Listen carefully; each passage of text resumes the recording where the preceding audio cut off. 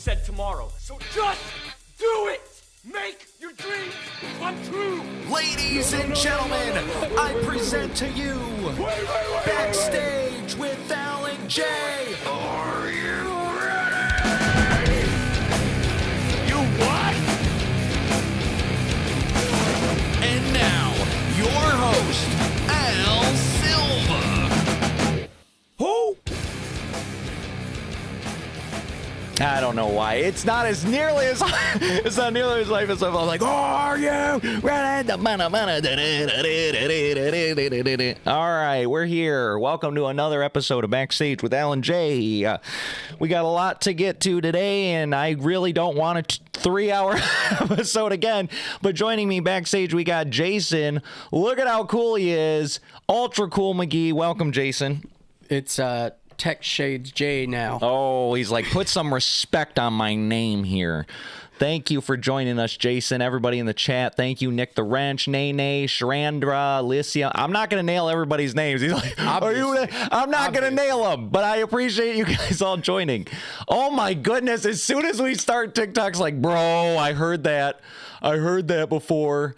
All right, dude, trust me, we'll be all right. We'll be all right. We're restricted already on TikTok. That is so funny, dude. All right, TikTok, calm down, calm down. We're getting in the show. I wonder if it's like, oh, you look just like those guys.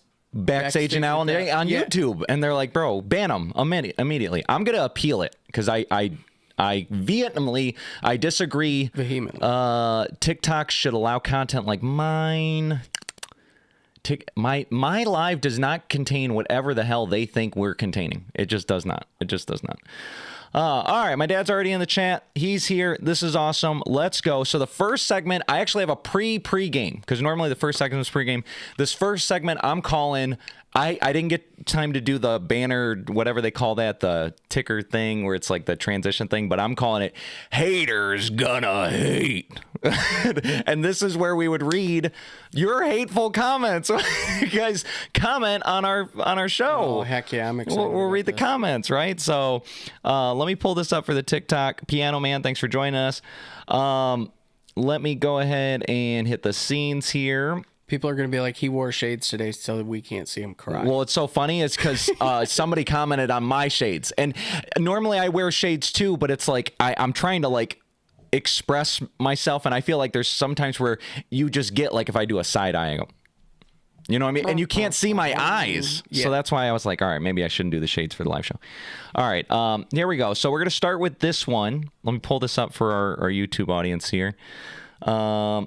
All right, so this first comment comes from Joe PJ7WH, and he says, does this guy ever go back and listen to what he says? Does he ever cross-reference what he says? Dude looks like JP from Grandma's Boy. He's talking about me. He's talking about me. So I had to like Google this, and I'm like, JP from Grandma's Boy. I don't even know who the hell that is. I never heard of this a day in my life. You've searched it before, so yeah, because I was like, what is he talking about? What is this guy talking about? This is what he said is JP from Grandma's Boy. Bring this up. Bring this up. Bring this up. Where's this guy at? This guy right here. Dude looks like JP from Grandma's Boy. This is what he said I look like. This is what he said I look like. My glasses are way cooler than this dude. I can't believe oh, JP from Grandma's Boy. You know what, Joe? I said that was such a niche reference, I had to look it up. Laughing. But I wasn't disappointed. Thanks for the comment, you effing hater. Anyway, so not bad. I give it a solid 8 out of 10. I think that was pretty good for the niche reference there. We are so encouraging our audience to juice the algo. Juice it, you effing haters. All right, this is an ad for a cringe and boring YouTube show. I was searching for something new, but this is about completely nothing. Waste of time. I want to put that into Sora just as a prompt. Yeah. I think this is a 10 out of 10. We've used it in advertising. We're like, wow, greatest comment ever. Jason got in there. He's like, got him. Because it's like, you watch the show. We wasted your time. I said, thank you for checking us out. I'm sorry we weren't able to deliver the content that you were searching for, but we will continue to get better with time. Come check us out again in 6 months and let us know how we did. So we're going to see. That was a 5 months ago. So next month, I expect this guy to come back and say, wow, you guys are nailing it. You guys are nailing it. This show is worthy. This is what I was hoping the show was for the whole time. I hope he says we suck. Yeah. Let's see. What is his name again? Aaron Cole F9C. Come back and let us know. Put it in your reminders on your phone. Let us know, my boy. All right. This one, this was for the video where the guy poked a hole in that guy's speaker, his friend's speaker, and he was like, oh, poked a hole in the speaker. And this is Fencenmore, and he said, wow, a reaction to a staged video. Bruh, you're wearing sunglasses. This is just sad. And I was a little spicy. I said, wow, I can't believe we got the legendary Fencenmore to take time out of his day to comment on our video. Thanks for stopping by. The legendary Fencenmore. I mean, how did you find the time to come back to here and come? Honored. I'm honored, sir. I'm honored.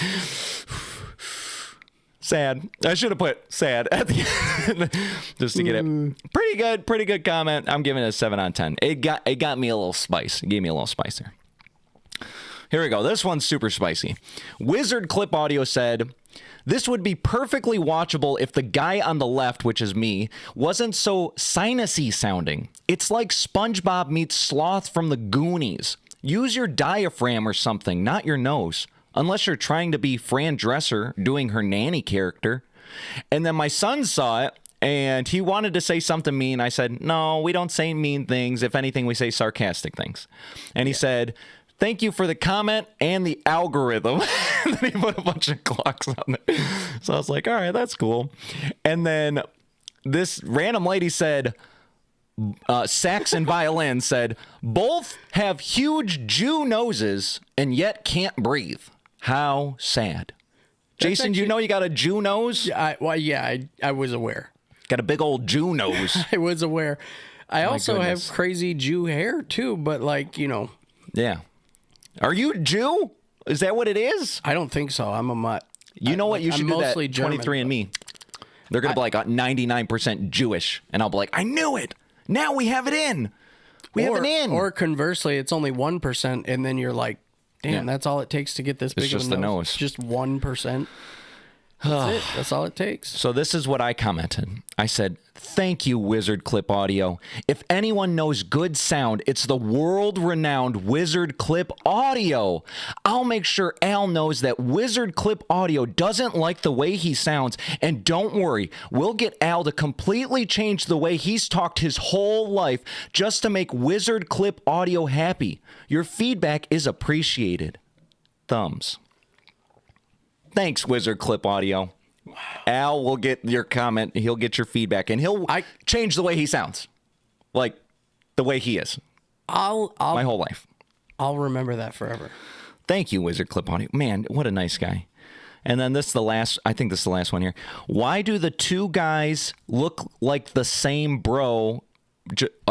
Why do the two guys look the same? Bro just has one. Bro, just one has a beard. It's hard English. I'm sorry. Basically, we look the same, but one guy has a beard.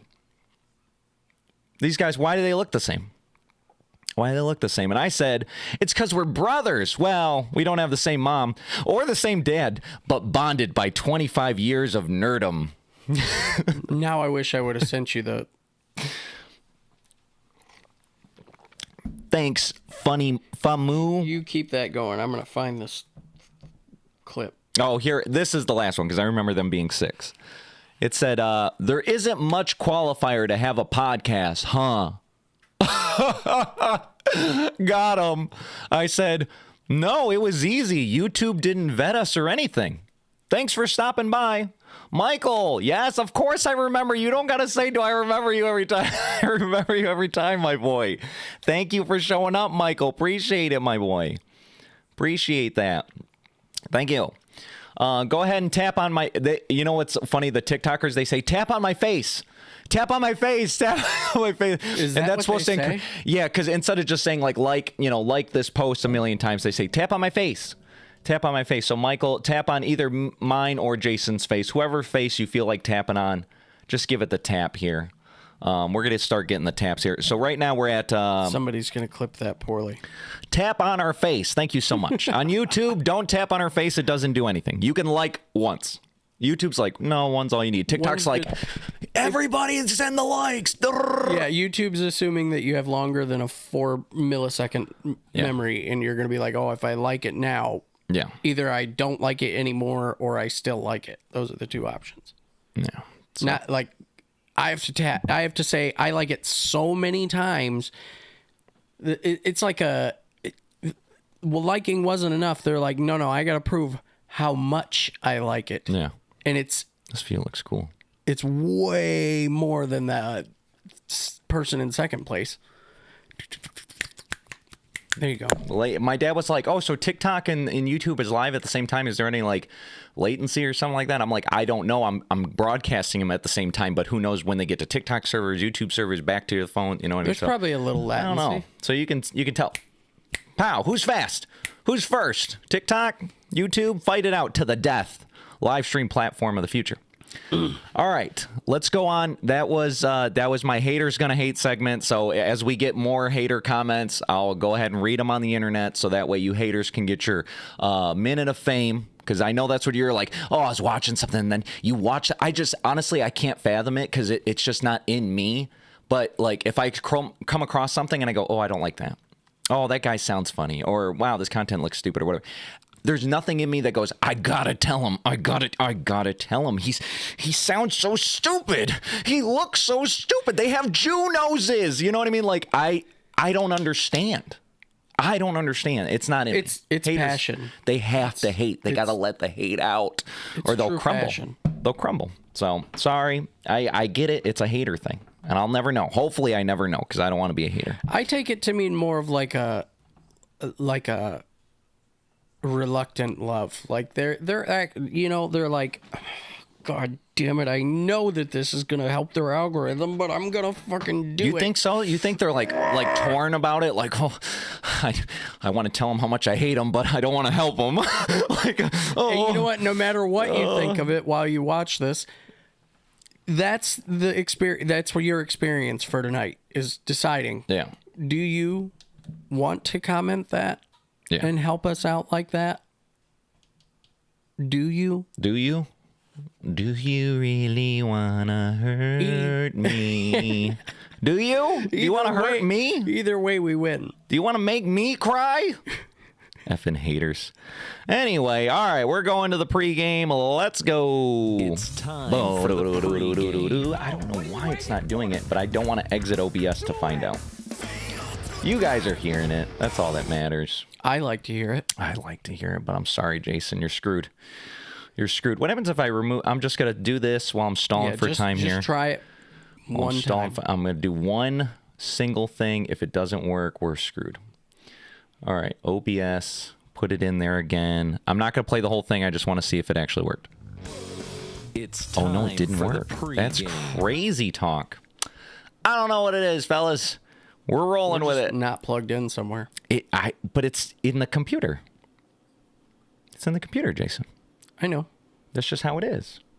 That's where it be. Unless it's this. Hey, man, we're backstage. We're trying some stuff. Let me cook. Let them cook. Let me cook here. Let me cook one more time. One more time. Let me cook. I'm just thinking, man, it's going to piss that one dude off that was like... He's like, this was a shit show. This was the show he came back to.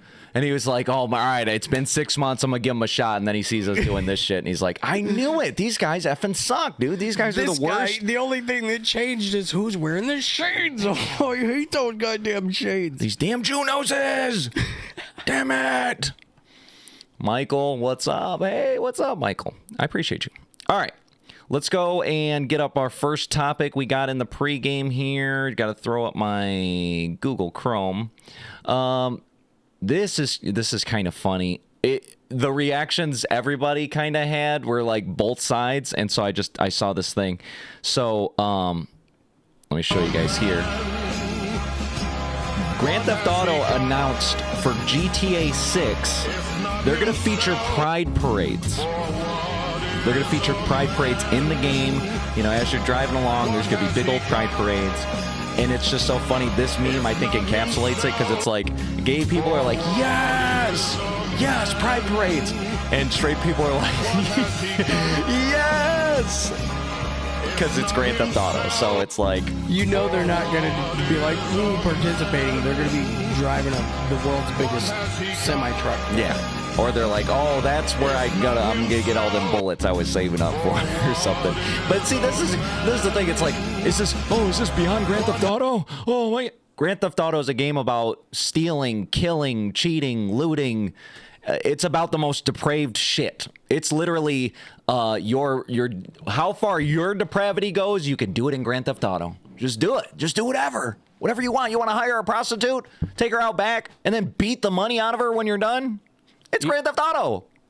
It's Grand Theft. So if they make the pride parades where it's like, oh, well, while they're in the parade, they're kind of like untouchable. They're kind of, but I could kill the guy down the street, the homeless man. Right. I can go beat him up for his $2 he had. Beat the hooker up and take your money back. Kick a dog.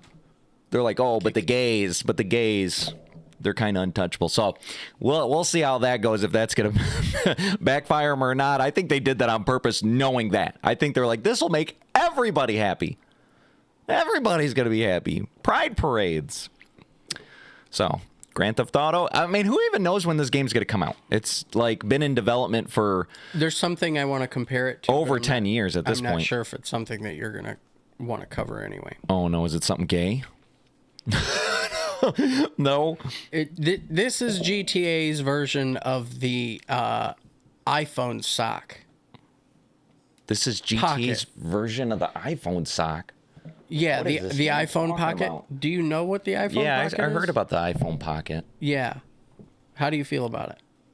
It is a niche thing for like ultra rich people. You're talking about the $250 sock thing. Yeah. Yep. Yeah. So how is... So Gay pride they parades were for like, we're going to do whatever the hell we want. Yeah. And no matter how stupid it is, people will buy it. But people are already going to buy GTA 6 That's anyway. what I'm saying. It doesn't matter. So it's like whatever they put in, it's like, who cares? Yeah, they're going to buy it. Yeah. It's GTA 6. I mean, that makes sense. I mean, at this point, they've waited so long.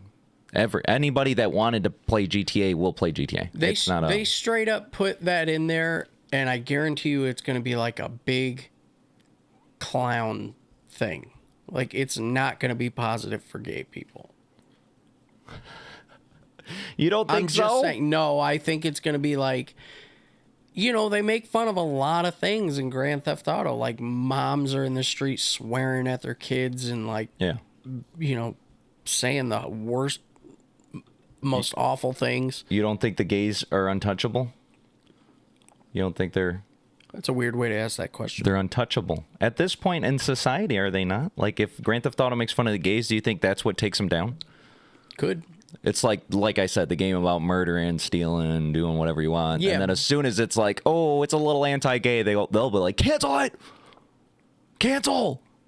We were all right with the looting and the murdering and the robbing and the kicking babies and like all that other stuff was fine, but not the gays. running over gays, I mean, come on, man, there's a line. There's a line and you just crossed it. Ban it. We'll see if Grand Theft Auto even comes out within the 20s, as they say, because we're in the 20s right now. It's 2025, it's going to be 2026, and they're not any closer to releasing it, which is honestly nuts at this point. Yeah. Let's see here. This one's a really quick one. It's the only guy that makes you happy is this dude. It's so funny. So you go to the dentist, you're brushing your teeth wrong. Nutritionist, you're eating wrong. Your parents, you're living wrong. The guy at the liquor store, excellent choice, sir. Excellent choice. Whatever you grab, you get some like 5 o'clock vodka. Excellent choice, sir. You're like, yeah, that's awesome. Makes you feel good. Oh, you want that box of black and excellent choice, sir. Liquor store man. A living legend. Living legend. There That's it is. the most supportive person you know. Yeah. Everybody else is like, wrong. Everything you do is wrong and backwards. You can't do it right. Liquor store man. Or if you pay me, I'll help you do it wrong. Yeah. Pay me and I'll help you do it worse than you would have done it on your own. Very nice. All right, very quick pregame, because honestly, I'm trying. If I can get this show done in an hour and a half, call it. Call it. We're going to Insano World. Imagine there's music. We're not even going to hear the content? Bro, we're going to hear the content. We just can't hear the... Oh, okay. Ba-da-da-da-da-da. That's fine. Right? I mean, we heard that other gay thing, didn't we? This Grand Theft Auto? We heard something before. What were we hearing? I don't know. Play something. Yeah. I forgot that it even made noise. Oh, yeah. So inconsequential. I bit my tongue while I was My dad pronouncing. said, I think you look like the Charlie Kirk assassin. He's talking about you. I've never seen. You didn't see him? I think it's because he had the hat and he had the glasses. Probably an indistinguishable bull. Yeah, I beard. think so. I think he had a little bit of all that. So Jason's undercover right now. That was his Halloween costume. Isn't that nuts? That's It is too now. soon, Jason. A bit too soon. Oh, my poor sense of humor. Oh my goodness. All right. Real quick, I just want to mention this because I know we could get down way too far of a rabbit hole. There's way too many stories. We're not going to bring up any stories. I just want to address this as almost He's a saying rant. that more for me. I'd almost address this just as a slight rant, but like Black Friday, it seriously used to be lit, okay? This was a video of Black Friday, what it used to look like back when we actually had, America. And now, what do we got? I don't even know what we got. It ain't America without a good Black Online Friday. ordering. This was a video some guy took from Black Friday of 2011. No phones in sight, just people living in the moment, going destruction mode on Walmart, taking whatever. It was chaos, baby, and we loved it. USA. I remember seeing old people fight for Tupperware, DVDs, Blu-rays going flying 2 minutes before it was supposed to go on sale. The video games, I mean, just chaos. but not like an hour before or a half hour before. Like it was right before. Like a runner waiting for the signal to run, and there's always that one guy that goes like right before the signal. He's like, Yeah. But it's on Black Friday, if one person goes, nobody else wants to miss out. So it's like everybody. So you'll see that Instantly. the same thing with opening doors. Like if they don't open the doors back in the day, they don't open the doors the right way and make sure an employee's coming out or whatever. Somebody might think, oh, they're opening the doors. And then next thing you know, everybody's trying to open the doors. They're getting in there because they don't want to miss out on the deals, because the deals used to be so good for such a short time frame. You're like, I have to get it today, 5 a.m. to 9 a.m. only. And if I miss out, I'm screwed. So we better go wait there the day before. Yeah, no And online ordering was available, so this was your shot. this was it. And those were good times. Now, there isn't a Black Friday. I call for a permanent abolishment of Black Friday. There is no Black Friday. Nobody had a Black Friday this year. Anybody that was like, Black Friday now, Walmart, Best Buy, Target, all of them, they all did it. Black Friday now, and it was like 2 weeks ago. It's not Black Friday. Why Right. don't you just say Thanksgiving sales or holiday sales or something? It ain't Black Friday. Yeah, we had two events, and they were basically like, Yeah. Black Friday, obviously, and then the weekend before that as well. For like in-store ruined it. special buys. All the corporations ruined Black Friday out of convenience for old people. I mean, come on, that's what it is. The old and lazy. Because obviously Lazy. anybody that was like, oh, I don't want to get up at 4 a.m. I don't want to go wait a couple hours for a good deal. We had a 98-inch TV for like, I think it was somewhere between $700 and $900. That's crazy. That's crazy. I did see the deals are great. The deals are fantastic. Like, it's not like, oh, there's no good deals But no more. the The deals are experience there, is but the not there. experience is gone. Now you could have went last week and you go to Best Buy. I mean, I was looking at the ads. They're not even ads. I remember it was like Thursday, or you went to the store and got the newspaper, and it had like thick thing of ads, and you had to look at all the ads. Oh, what am I going to get this year? Oh, what am I looking at? Even if we weren't getting nothing because you're poor as hell, you'd be like, what could I get if I had money? Wow, what are the great deals?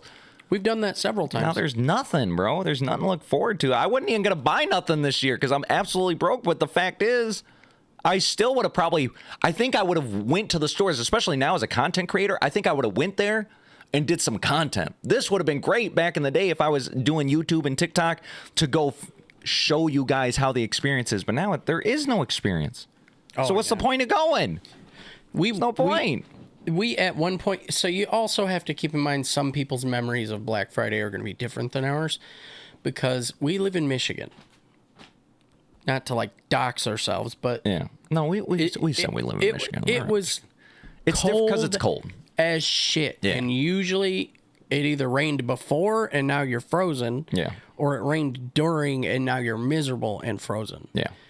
But there was one year where we actually alternated between us and the people who were with us who was going to the store for supplies throughout the night just to warm up. Yeah. It was an experience. I mean, even if you're in California and you're like, oh, but it was warm. I mean, I could just tell it would still be a great experience, but it wouldn't be like the, climbing Mount Everest sort of type of experience where you're like, we made it. It's like, yeah, we're having a good time. We waited, talked to people. It'd probably still be fun, but it's that perseverance through the elements and all that stuff that made it something special. And then you got inside and you got your $300 laptop or your $500 big screen TV and whatever. And now it's just like, why do we even care? Why do we even try? We had an old lady who was sharing her ads with us because we didn't even know we were going to go. Yeah. That first year. And she didn't make it. No. And it was devastating. It's so funny how many people go out and they don't make it.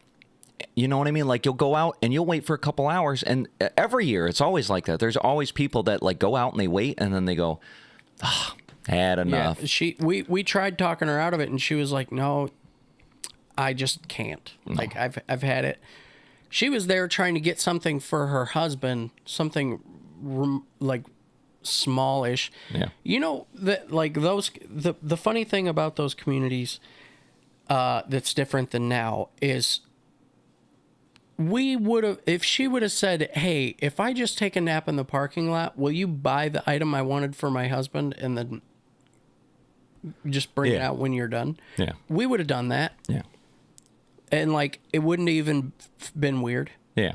What's funny is like people try doing that for the guy in first in line. Like, oh, could you wait here like for the 12 hours overnight and I'll pay you. You get that TV. I'll give you some money. I remember somebody offered at one point when I was really far up in line to do something like that. And I was like, bro, I can't. Because it's against the rules. Okay. First of all, it's against the rules. But it's like out of principle, bro. We're all waiting here. Get your lazy ass in line and start waiting. I told a lady at Walmart one time, she was like, so that year they were like, oh, you can't, like they left the store open and they were like breaking up lines. Yeah. Like if you started to wait nearby an item, she'd come by and be like, oh yeah, we're not doing lines this year. You got to go ahead and disperse. Like, yeah, nope. And then somebody was like, why? And she was like, well, what are the people? We don't want it to discourage people from coming in. Like, what if they... The shoppers. Yeah, what if they come in and they see all you guys lined up and they just lose hope, And it was like, what as they should. What should they think? And I couldn't help it. I just blurted out like they should have gotten up earlier. Yeah. That's what they should feel like. I mean, we did. Like... Do you want to offend the person who didn't put in any effort, or do you want to offend the person who did? Yeah. Like, don't do that. Everybody should get a trophy and a reward. And Black Friday for everybody. It's gone. It's shit. Thanks, corporations, for ruining one of the last great American holidays. Ultra sad. All right. Now, this next one is now we're diving a little more conspiratorial. We're going to I was going to put it in a certain order, and then I was running out of time, so I just kind of thrown it all in there.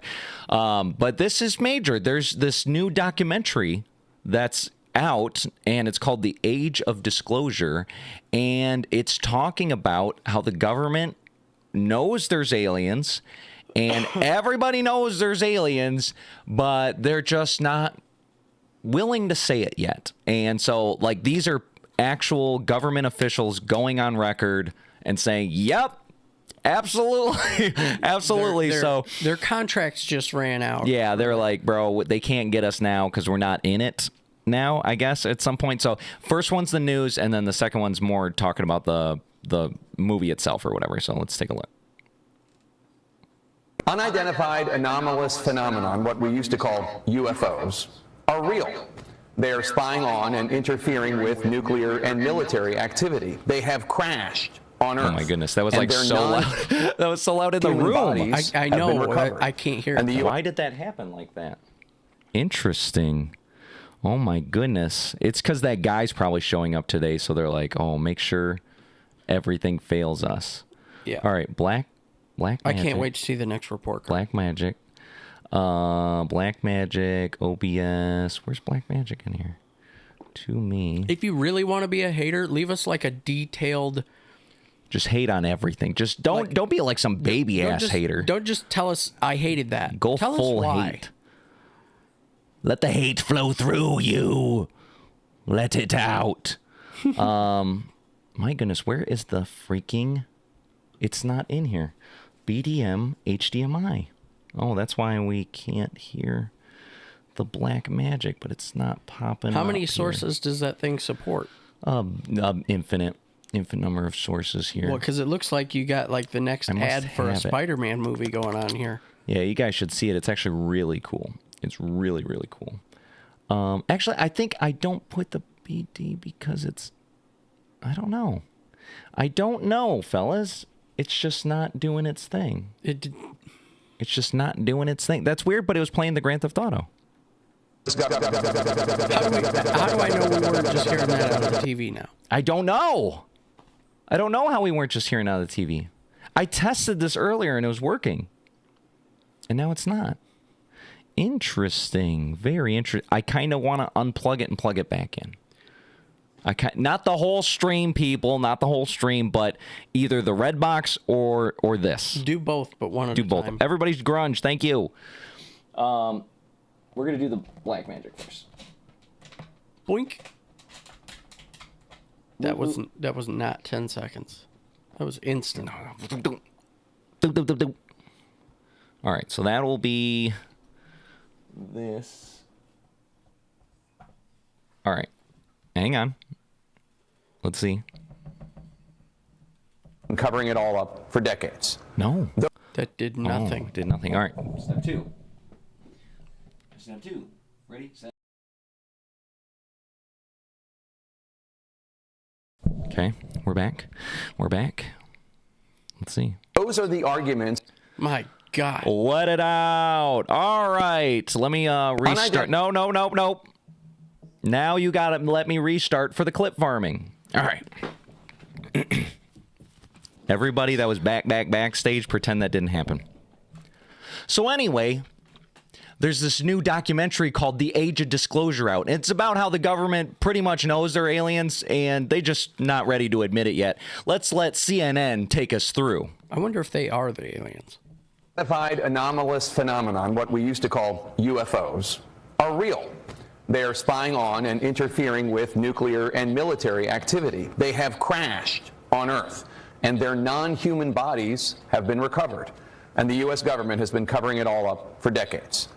Those are the arguments featured in The Age of Disclosure, which is a serious contender in the Oscar race for Best Documentary. An Oscar. It debuts this Friday in some theaters and on Amazon Prime.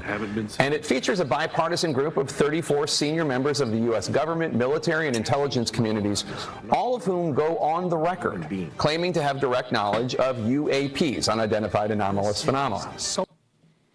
Wow.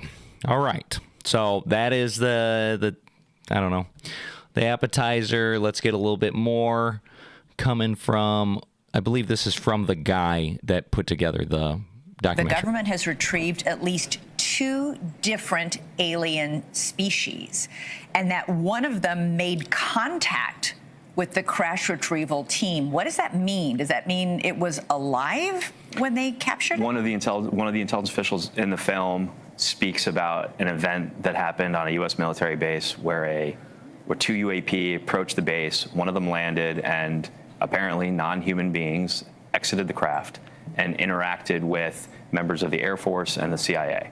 Now, here's the thing: these all sound like extraordinary claims that are hard for people to wrap their head around, right? It sounds These crazy. are 34. In my film, there's 34 extremely high-level military, government, intelligence officials, people who have been trusted with very high-level security clearances, people who have been involved in, keeping this nation safe in many different ways, and people who we trust in a lot of scenarios. And these interview subjects range from our Secretary of State to sitting senators to former, Director of National Intelligence, a former Secretary of Defense, leaders from the Pentagon, leaders from the CIA, leaders from the Air Force, leaders from the Navy. I mean, the list goes on and on. It's really hard to ignore what these people are saying. It's really hard to say this is one kooky person doing this when you have Not this no more. much experience in every level and every branch of government all coming together on camera to say, not only have we retrieved alien spacecraft, we've retrieved alien remains. Yeah, and keep in mind, these are people that are not aligned at all ideologically or politically, right? But they're aligned on this. So it's 34 senior officials sharing one truth. Damn. It was doctors. So here's what you haven't been able to. When I say pause, mother. Anyway, so I love the term non-human. Non-human. They're like, well, can't really tell you what it is. I can tell you what it's not. Human. It's not human. Definitely not human. It was a water buffalo. Not human. That's funny. It could have been animal, but they would have said like, This one's a snake. oh man, we busted this thing out and there was like 2 silverback gorillas in this UFO. I mean, that would give me a lot of questions anyway. Like, how the hell the gorillas in the UFO? That's nuts. That's already nuts. It was Russia. Yeah. We were like, that came from space. Yeah. Now, isn't this like when we extrapolate this out and like, pick apart the pieces and you go, well, this honestly is like, the funniest thing is how desensitized we've been to this, because if we didn't have like 40, 50 years of like UFOs, maybe aliens, I don't know, abductions, maybe not, I don't know. And now we're at the point, I read the comments for that video and it was so many people that go, we don't care. Release the Epstein files, or government work on food stamps, or like basically like aliens, who cares, real world problems. And it's like, damn, I can't believe we got to this point where it's like, who cares about the aliens? Yes, we get it, aliens. It's like, guys, you don't understand. That's honestly insane. Like it's like, I know we've desensitized to it, but the fact that if there's really aliens, they've already made contact, they're from a whole nother galaxy, something like. Doesn't matter how you're getting groceries tomorrow. Bro, this is like greater than anything. Any problem in your life is now made insignificant to the fact that there's extraterrestrial beings that have made, it's not even like, oh, we've found a wavelength in space that the signal may mean that it could be. This guy's saying we opened up this aircraft and there was aliens in it and we interacted with them. Yeah. And it's not some weird kook, like you said, like we're talking CIA, NSA, like all these high up officials that are like, all right, look, if you say something, I'm saying something. So now it's no longer one person. It's a wide group of people, bipartisan. We're talking about dudes with shades way darker than ours. And these are guys that know, like, man, if I say the wrong thing out of line, I'm going to get whacked. You know what I mean? Like they know when they signed up for CIA and this and that, they go, if I do the wrong thing, they put me in a box because we have government secrets. But this is the point. It's like these alien things are so out there that they feel like, shit, we might as well just say it now. Everybody's cool with it. No, they literally, some of them say, especially ones talking about the nuclear testing during World War II. Yeah. Like, they're like, yeah, no, I was under contract to not speak about this for 50 years or whatever. And you want to know what the sad thing was? You would think, oh, if the military wanted to keep it that super secret, why would they give them that? They didn't expect those people to live more than 50 years. Yeah. They're like, no, we radiated the shit out of them. There's no way in hell they're going to live that long. Yeah. They're So, like, yeah, I'll take that deal. yeah. And then, like, only 3 or 4 of them are still existing. Yeah. Well, what's funny is what my dad says is the reason why the government is having a hard time acknowledging aliens, because if you acknowledge the aliens, then you have to acknowledge the abductions. And so then you have to say, because you got to think of it, there hasn't been just, there's been like 3 abduction cases in the last 50 years. There's been millions of abduction cases over the last 50 years. So they're like, could you imagine if it's like, yeah, actually aliens are real. And yeah, millions of you guys have been SA'd, like by these aliens. We were kind of aware of it, but we weren't really sure about it. We were talking to them. We told them to cut it out, but like they were like, bro, we got to probe. We got to probe these humans. Give us a few of them. Why is it that? Why would you go to that? Why would they probe humans? No, why would you immediately... Why on earth would they probe humans? Why? Maybe that's why they came here, because they're like, man, these creatures are weird. They're different.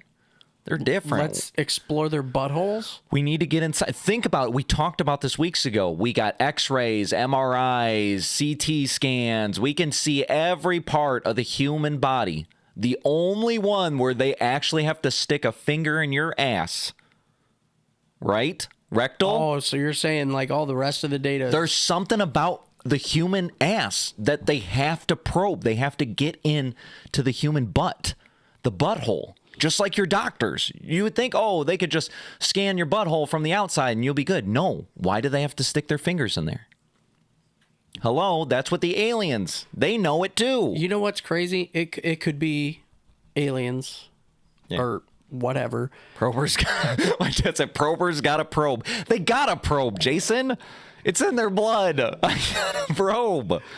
Imagine being the most sophisticated existence in the universe, and you're relegated to every time you see Human a butthole, butthole. you gotta... Yeah. There's something about I will just die laughing if that comes out at some point where it's like, all right, aliens are real, this and that, probing's real. Why the buttholes? And then there's like, the human butthole contains there's something that we weren't aware of and the aliens figured out and it's in our butts. Wouldn't that be just the funniest thing in the whole world? Like, why? Why is it in our butts? If I ever get abducted and some alien starts coming at me with their finger. Yeah. Or like... But I think they sedate you, though. Like, you're all loopy. You're like, what's going on? That's why, like, everybody that gets abducted, they're like, I thought I saw, like, faces, and then there was, like, a whoa, and then I woke up and I'm back. You know what I mean? It's I'm going to look that alien. You're going to hardcore out of it. You're going to I'm gonna, no, not my butthole. Not my butthole. I'm going to look that alien dead in the face, and I am going to laugh at him. Disgrace on his entire species. Yeah. Then he goes, okay, human, give me that butthole. It's time for butthole stuff. It doesn't matter. No matter what he did to me after that point, I have disgraced him among all. Touch my butt and see what happens. Yeah. That's the next shirt. It's gonna be like an alien, and then Jason going like, touch my butt and see what happens.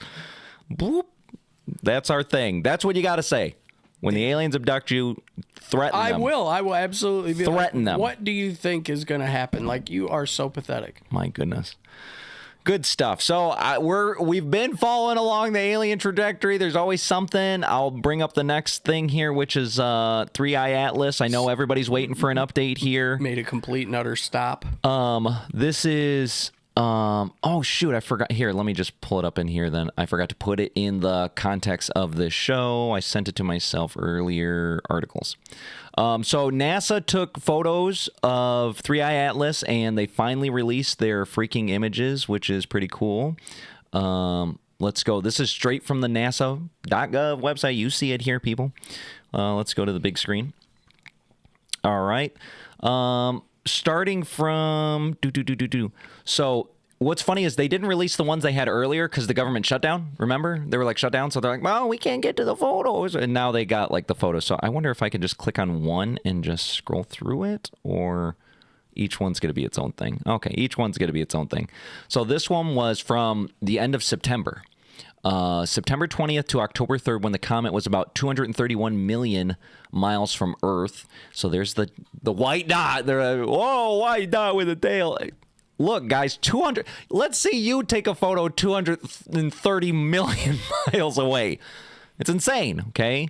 Now, this was from the MAVEN using ultraviolet images, instrument images, and this is what they got, which is kind of freaky looking because it's so flat, but, you know, you could see the tails coming this way. So normally when something's going, normally it would go, you know, aerodynamic in a sort of way. It tried to just straighten itself out, principles of physics, whatever. But in space, the vacuum of space, you could have a cube. There's no air resistance. You know what I mean? It's like, it doesn't matter what the shape is or what direction it is. If it's going, it's going. So in this thing, even if it was like oblong, because everybody thinks it's like a tube, it could be a tube, but it could be like straight up. It's still just flying at its speed. I can't remember the speed. They'll probably put it on here. But this is ultraviolet. That's what it looks like in ultraviolet. This was back in September 28th here. Then we got this one. This was from the Punch. This is combined images from when the comet was still about 231 million miles in that same era. So it's supposed to be a little GIF video here. This is it moving. I know you're thinking, the dot ain't moving. It is moving very fast. It's like 100,000 miles a second. That's why it's hard to capture these things. This one's from October 2nd from the MRO High Rise. Once again, glowing dot. I mean, what were you expecting? You were like, oh man, I wanted to see the lights and I want to see who's in it. I want to see like be able to look in the windows. The helicopter windows so we could snipe them out of here. I'm just going to skip ahead. This is the latest image that they had because the rest look like dots, bro. I don't know what to tell you. This one was from the NASA SOHO mission that caught a glimpse of it. This is for the latest photo, according to NASA.com. They're like, bro, this is all we got is this glowy dot thing. Glowy dot thing. So this was October 15th through the 26th, and it appears as a slight brightening in the center of the image. So you thought NASA, I mean, NASA's controlled by the government. You thought they'd give us like the real. Of course, they're not going to give us the real. But that's what everybody was waiting. When's the NASA photos come out? And then they come out and it's like, yeah, when do they show us what the hell is this? What the hell is that? I was expecting NASA, because we got people that is like, oh, this guy took it in his backyard with his super, couple $1,000 telescope, and it's like, oh shit, wow, that looks crazy. We got NASA over here with multi-million-dollar scopes in space, and they're like, yeah, this is what we got. Like, this is what you got? Come on, man, we need a little bit more. Where's our budget going? That's what I got to say. 325 million miles, though. Yeah. Far. That's far. Now, this is the other thing that they said. It's like, oh, these are once-in-a-lifetime things. NASA spots a mysterious red sphere hurling through space at record speed, leaving scientists scrambling for answers. So there's a mysterious red celestial object speeding through the Milky Way at extraordinary velocity. They named it CWISE J1249. This enigmatic sphere is challenging astronomers' understanding of stars, planets, and cosmic dynamics. It behaves like a rogue planet, resembles a failed star, and moves faster than almost any object ever recorded, and possesses unusual physical properties that contradict long-standing theories of stellar and planetary formation. The origin of the object, the mechanism behind its incredible speed, and its potential impact on our knowledge of the galaxy have now become the center of the intense global scientific investigation that's going on. So how fast is it going, you say? It's traveling at 1 million miles per hour. Which means it could get here in 3 hours. Well, they didn't say how far it was, but it's going 1 million miles per hour. Oh, I was thinking the 325,000 from. Oh yeah, like if it was as far as 3i Atlas, yeah, it'd be like, oh, it's gonna be here any second. Boop, boop, boop, boop. Couple hours. Couple hours, and yeah, be right on top of us. So And they said, normally to contextualize its incredible speed, consider that the Earth orbits the sun at approximately 67,000 miles per hour. Fast-moving stars travel between 200,000 and 500,000 miles per hour. And the Milky Way itself rotates at 515,000 miles per hour.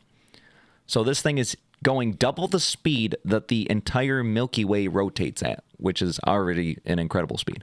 So they're like, bro, this is nuts. This thing's going. Pew. Now, they didn't say, is it coming right at us? Anything like that. But they're just like, hey, we saw this thing. It's freaky fast, and it looks like a dying star. Like, we don't know what the hell that thing.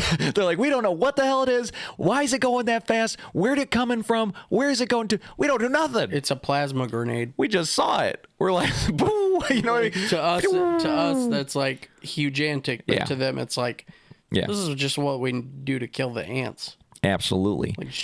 And then, speaking, I should have done this next to the 3i Atlas, but it doesn't matter now. They said, and I thought this too. I was like, man, I thought that Earth was like kind of the last side quest of 3i Atlas, because remember, it came into our system, it passed by, what did it pass by? Saturn or one of the other planets, and then it passed by Mars. And then it passed by the sun, and now it's going to be closest to us next month. They said at some point in December, it's going to be the closest to Earth it's going to be.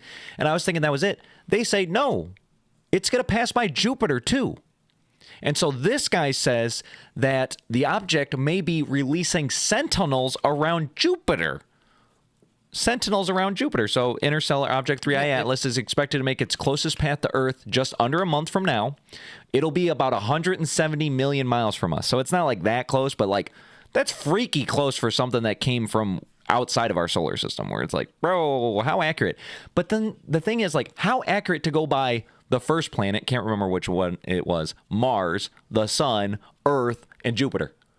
Bro, do you know how far apart and all these things are rotating on their own thing? And that's like, this is just insane. The odds. This could just be a alien tour guide. That's what. Yeah. Like, remember, we were talking about like maybe it's some guy. He's just rolling by and he's look, like scouting out. Check it out. There's Jupiter. Yeah, did you see it? Oh, okay, cool. We're gonna pass it now. Keep going. Yeah. Okay. Yeah. Check this out. It's Mars. They haven't actually figured out how to put oxygen there yet, but otherwise, it's a completely usable planet. Yeah. We just let them have it. And then, but I guess what this guy says is it's the same doctor that was the professor that said that initially that 3i Atlas was an alien spacecraft. He's like, it is. Like, he was the first guy who was like, yeah, it is. Avi Loebib. And now he says that he suggests that if it is indeed an alien spacecraft, then 3i Atlas could be passing through Jupiter's Hill radius to seed the planet with technological devices, a hypothesis you have to admit that sounds strikingly similar to the plot of Stanley Kubrick's 1968 film 2001: A Space Odyssey. So he said, if we find technological satellites of Jupiter that we did not send, it would imply that Jupiter is of interest to the extraterrestrial civilization. But don't you think we have bigger problems where it's like, if we find, technological satellites that we did not send, well, then damn, I mean, we already would be like, oh, shit. yeah. Technological things that we didn't send. But that's how desensitized we are. Now we're just like, bro, if we find these things, it could be. No, if we find these things, it's insane. It's insane. If we find these things, we definitely are too late to. It's too late. Yeah, that's what. They already passed by us by the time they get to Jupiter. You don't think they dropped something off? If they're seeding Jupiter, you don't think they could have dropped a seed by Earth? Yeah, if they didn't drop a satellite by Earth, that would suck because they'd have to come all the way back. No, because I mean, like, how dumb does that make us look? Like, they're like, Earth, yeah, these are a bunch Saturn, of retarded Jupiter, monkeys. Whatever. They're like, we gotta see that. That's super cool, really interesting. And then Earth is like, that place sucks. It's like the butthole of the universe. Butthole, bro. Like, nobody even likes that place. My cousin went there once. He probed like 5 billion buttholes, and he said they don't even have like really good buttholes. Subpar buttholes. Isn't that crazy? I got to make sure every few minutes I come back to the TikTok thing. Otherwise, it'll boot you for not doing anything, which is funny. We've already had 22 people come by. That's pretty awesome. Thank you.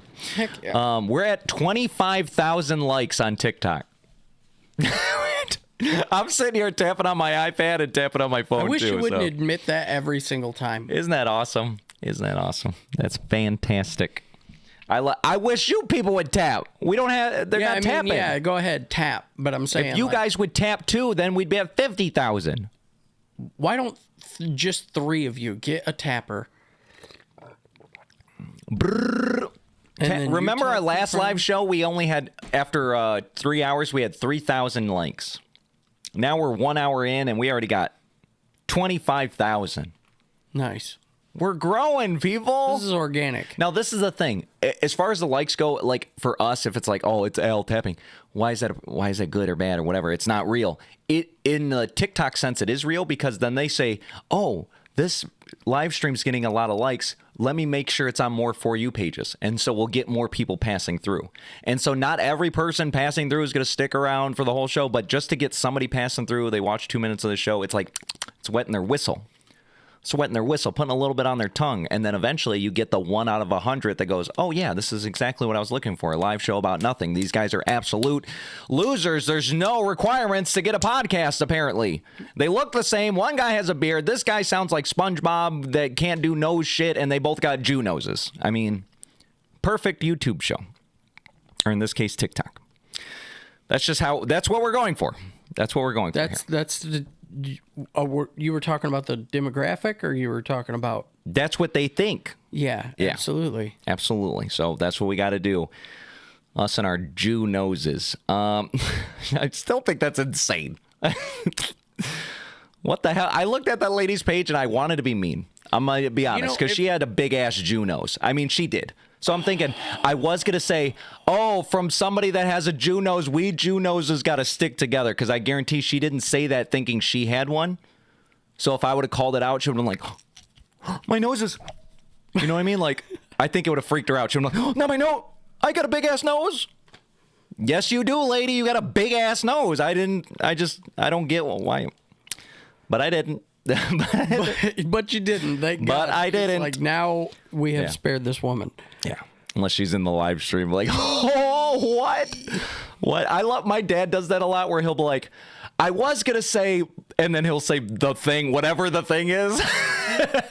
And he thinks it's better somehow, you know what I mean? Like, goes, but then I thought. But I didn't. Yeah. He'd be like, oh, well, I was going to call him a blank, but, you know, I'm not gonna. But that is doing, you know what I mean? Like, that is the thing. You just said it. Like, are you doing that part of the description for you, so you can, like, oh yeah, even I know this is a little over the top. I want to feel a little more comfortable about it, so I'm gonna give myself credit for not saying I didn't say it. I was gonna call him an F slur or something, but I didn't. It was like, but you just did. In that you did. It's kind of like a. It's not third person. Like, is that the second person of like I didn't say it, but a version of me thought about saying it. But because you manifested it, you just said it. I didn't say it, but it's how I really felt. Yeah. It's basically the good stuff there. So, all right. Now, Campbell's soup is in some hot water. When I was writing that, I was like, oh, I didn't even mean for it to be a pun. But then after I wrote it, I go, Campbell's soup, hot water? Are you kidding me? It's like those old, I think it was Bud Light commercials, True Men of Genius. True Men of Genius.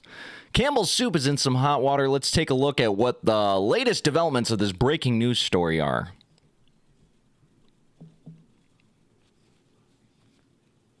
Let's take a look at what the latest developments of this breaking news story are. Take a look. Tim. Effing TikTok FFFU. Campbell's soup is in hot water. Take a look. We have shit for poor people. Who buys our shit? I don't buy every product. This is a Campbell's vice president. Nobody knows what the in it. Even in a can of soup, I look at it. Look at me, bioengineered meat. I don't want to eat a piece of chicken that came from a 3D printer. We have shit for. This was a vice president that's in the company, working right now in the company. He was on a call with other employees. Still right now? He's, as of right now, because this was just breaking today, somebody recorded this, they put it out there, so now it's just blowing up everywhere. They're like, Campbell's has bioengineered meat. Oh yeah, this guy's an absolute goner. But not only is he a goner, that doesn't. What's funny is like I know everybody goes, oh, well, you know, we got to fire the guy, and they're like, okay, but the repercussions are there, bro. Like, yeah, you got rid of the guy, but everybody's still gonna be like bioengineered 3D printed chicken. Yeah. Getting rid of the guy is like the very first tip of the iceberg thing. Yeah, that's popping the lid open. Yeah, the rest of it is so much worse. Yeah. Because then I saw like a video where it was like actually as this guy's talking, it's showing like, you know, you open up Campbell's, you eat the chicken, and the chicken's like, you know, okay. It tastes good though. Yeah, the steak and whatever, the beef barley, you're like, okay. If you're just drinking it, eating it, or whatever, it's fine. Like this guy says, it's for effing poor people. I mean, I've been there. I go, man, I'm poor. Oh, Campbell's soup. But what's funny is Campbell's soup isn't for poor people, not the poorest people. You would get great value soup or, you know, off-brand. Campbell's is name brand poor people soup. Like, you know what I mean? Top of the bottom. Yeah, like honestly, ramen would be like that. Campbell's costs like $1.50 a can. And that's for the ones that's for the condensed versions that you have to fill with water, and those you gotta do half the work. Yeah. The chunky or whatever, those are like $3 a can. Yeah. So it's so funny that it's like people think like, oh yeah, Campbell's for poor people. Not really. It's for like middle class poor, where it's like I got enough money to afford something a little bit better, and then you get it and you get 3D printed. A lot of the news articles are going with like the what is the stickiest word, and they're like Campbell's has 3D printed meat. And it's like come on, bro, they're not literally 3D printing meat. He was just making an analogy of like this is made up, this is bioengineered, this is, you know, fugazi. It's like it's not real. It's not real meat. So it's just so funny that he's on a hot mic saying like, why would I eat this shit? Like I would never eat this stuff.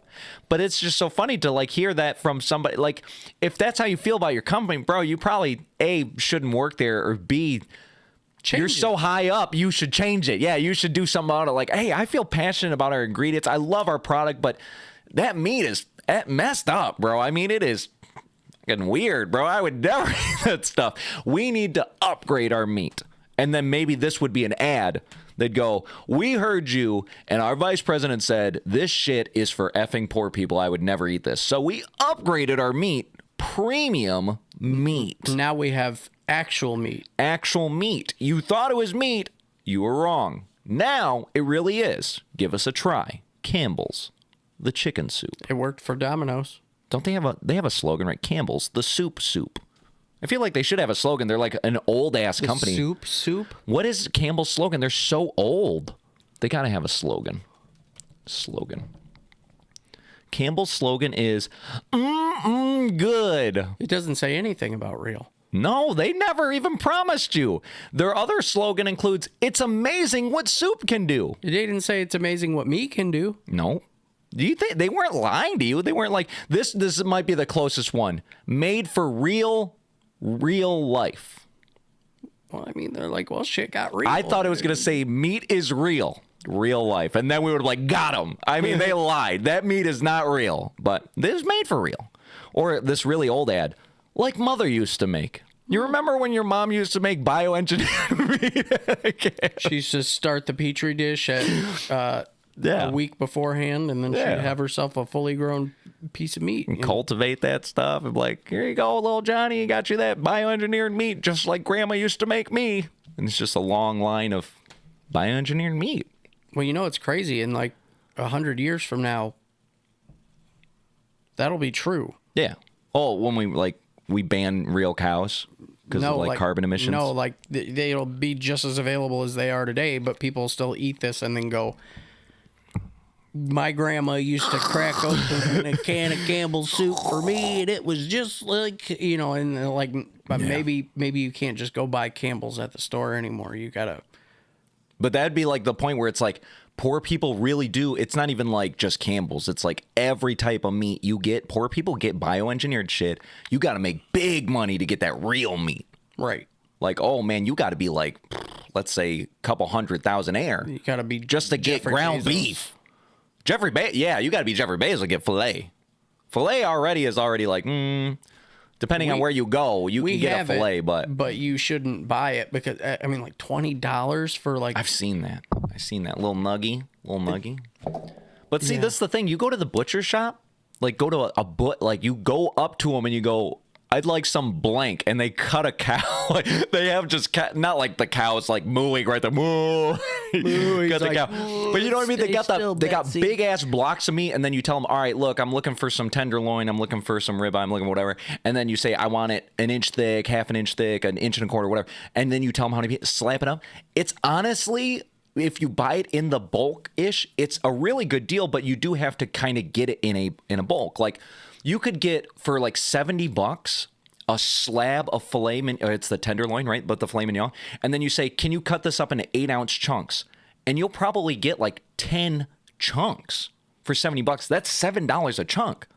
That's really good. I mean, if you go to the restaurant, you're paying at least 30. Oh, yeah. 40, 50 for a filet mignon. So you buy it in bulk, yeah, it's $70 one time, but you got 10 fillets out of it. It's pretty good. And that's filet. You can get a better deal if you're getting normal in the back steaks. of a food truck. And sell them? Sell them for $18 a piece. Without the USDA getting in? We don't talk about the USDA. What's so funny is that was some comments that I saw when I was looking at the thing. They're like, we need to fire the USDA. You know, they approve everything that we're supposed to eat if it's actually like through a company. So the USDA saw this bioengineered garbage slop that they're feeding us. And they're like, grade A. Good stuff. They're like, yeah, it won't kill you. Feed the pigs the slop, like the poor people they are. Well, thanks, Campbell's, for ruining that.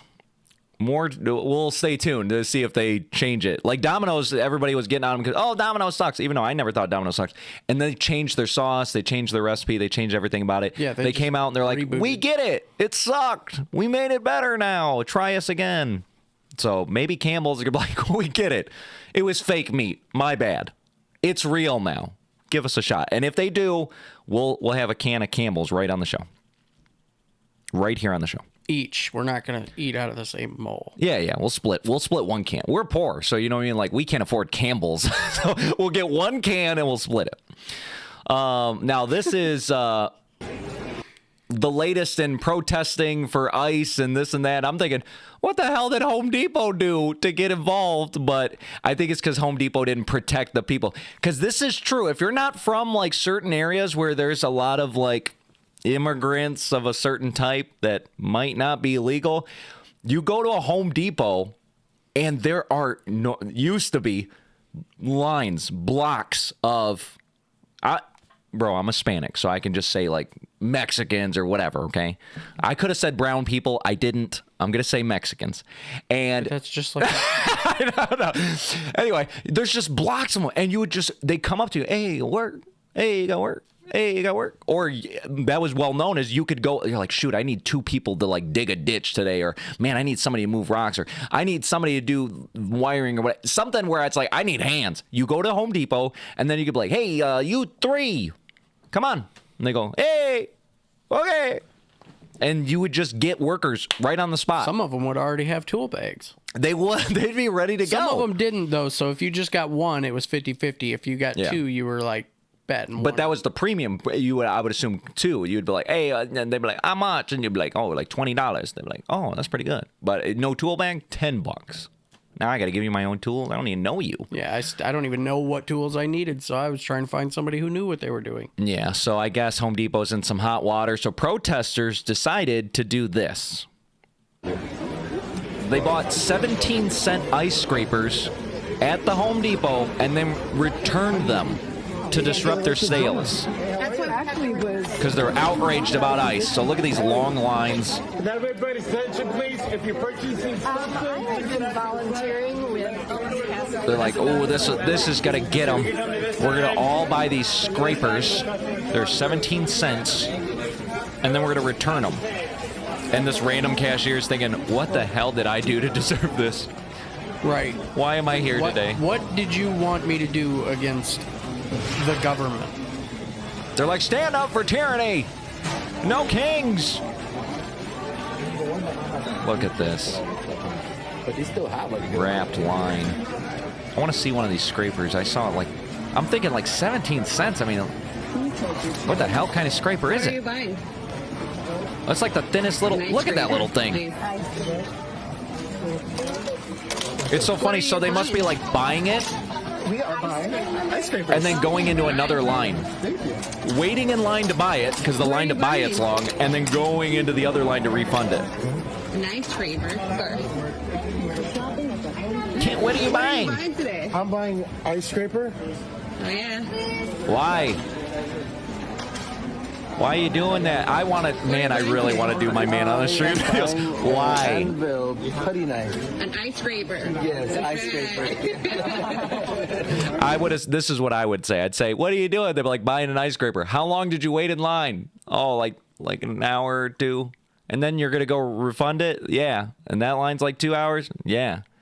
So you took 4 hours out of your day to like do this? They're like, yeah. Why? Ice. I'm like, what? Get it?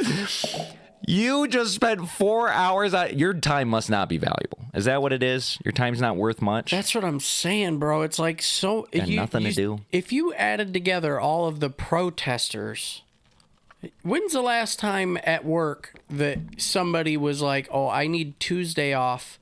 Got to go because protest." I have to go protest." I know the answer. It's never happened. Now I have to go record them. If you have, yeah, it's rare. So all of the people protesting and like speaking out for all of us who are spending our money, are the people who don't work. Yeah, got nothing better to do. They're literally not doing anything and making the largest mess. I gotta stick it to the ever. man. Gotta stick it to the man. I'm thinking, why don't you go to your local city? I mean, even city hall. I'm just thinking, like, they're mad at the government, so do something government related. Why are you bringing Home Depot into this? Why don't you all not renew your fucking tags? Yeah, something government. I might be down for it. I mean, that's the thing. It's like, I think they're thinking too narrow. They got to think big. They got to think like, hey, collectively, let's stop paying taxes. You know, there's something like, come on, man. If you did the tags thing, you'd literally just every single month it would happen, all throughout the month. You know what I mean? Because we have so many birthdays. Yeah. And the thing is it's not like you're going to pay for it anyway, because when they pull you over on that shit, they usually give you a court date that's so far in the future, and especially if there's a whole bunch of you. Yeah. It's going to be so far in the future, you could renew your tags and avoid the ticket altogether. You were going to do it anyway. Yeah. Damn. I mean, yeah, something. Then you literally just wasted You're so happy. I bought an ice scraper, and now I'm going to go return it. That's awesome, dude. And somebody out there is like, all right, brother, get in the truck. Get in the truck. Time to go home now. It's the same thing with like every other issue too, where I'm like, like I said, when the government was shut down and they were like, "Ooh, we're not going to be able to pay SNAP," and these people came out of the woodwork going like, "I'll do anything but work." Yeah, basically. To make you a want long me to story what? short, you want me to do what? Work. Like, I'll steal. I'll do this. I'll do that. But, well, wouldn't it be more advantageous, not only to yourself, but to everyone, if you just went to work and then saved your money? But that's hard. That'd be hard. You know, it's so funny. I was watching this guy, Gary Vee. I bring him up all the time. Really cool dude. He's honestly just an entrepreneur, but he's like, he's so hype. He makes you hype because he's always about you. Like, I want you to win. Just go out there and do it and grind and do this and fight and claw and whatever. And it's, anytime I come across him, I go, man, it's just really good stuff. It's like a little boost. So I was on TikTok and I'm scrolling and I came across his TikTok live, just like we're doing. We're on TikTok live.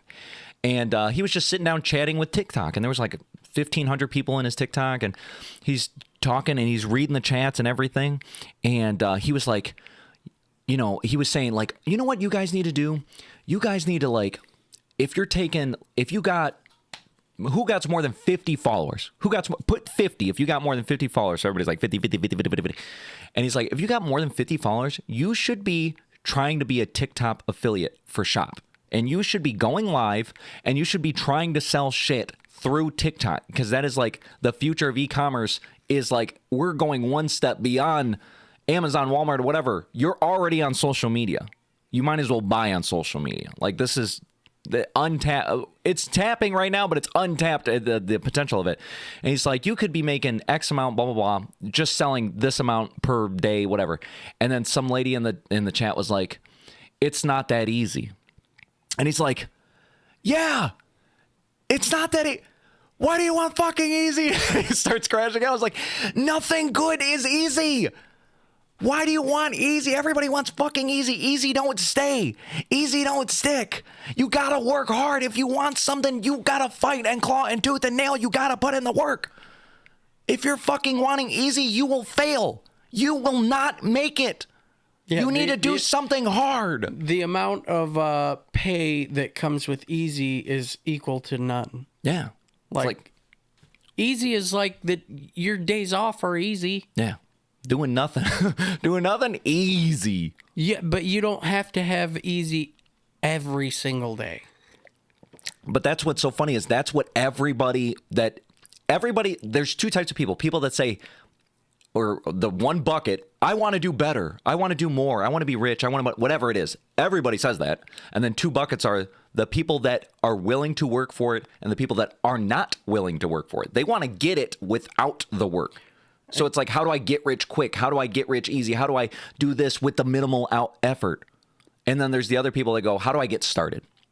Let me just get started. Let me figure it out. To put that in true perspective, we'll say that the bucket of people willing to do work comes with a variable, right? Like how much work you're willing to do is almost proportionate to how much you get back out of it. Yeah. So there's a scale where some people are just like, I'm willing to put in this much effort. Okay, well, you get that much out. It's just a little bit less. You're not quite making a net yet. That still counts. Yeah.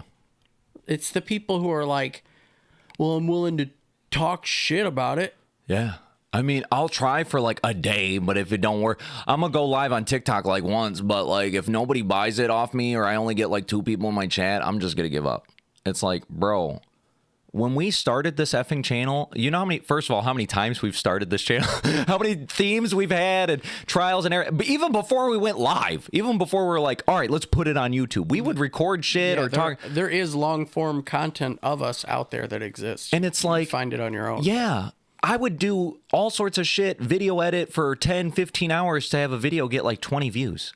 And is it demoralizing? Of course. Because you're like, fuck, 20 views? I just spent 15 hours on this thing. It's a shame you guys didn't go harder on that because, to be honest, you like, as a person who not only participates in the content, but I watch it myself, I enjoyed that shit a lot. Like, I saved it on my phone so that sometimes I can just watch it. Yeah. And honestly, I think what I would do is, like, at some point in the way down future, when we have, like, memberships and people want, like, that extra shit you just can't get nowhere else, I would bust into the archives and I would get, like those old footages from us just, like, recording us hanging out in, like, Texas and shit like that. Like, that was the pre backstage with Alan J. You have actual, like, of when all the videos, like hours of footage of just us like shooting the shit, looking at news. Remember, we'd watch the news or play games or whatever. It was the show before the show was a show. Inventing snacks. That's what I'm saying. Like, we were when I was like, oh well, you know, why are we doing it? Well, we've always done it. Yeah. But now you guys can see it. Yeah. And it's like, when it comes to like, oh, hard or easy, whatever, it is hard. I have to make time. I have to like go and set an hour, even if I don't feel like it. I go, oh, I don't even feeling it. The problem with work is, I think for most people, it's hard to get started.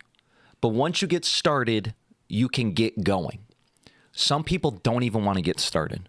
Yeah. And so for me, it's like, no, I don't want to get started, but once I do get started, then I get going. So like most of the time I go, oh, I don't feel like clipping right now. But then eventually I get around to, I go, and this is how I biohacked myself.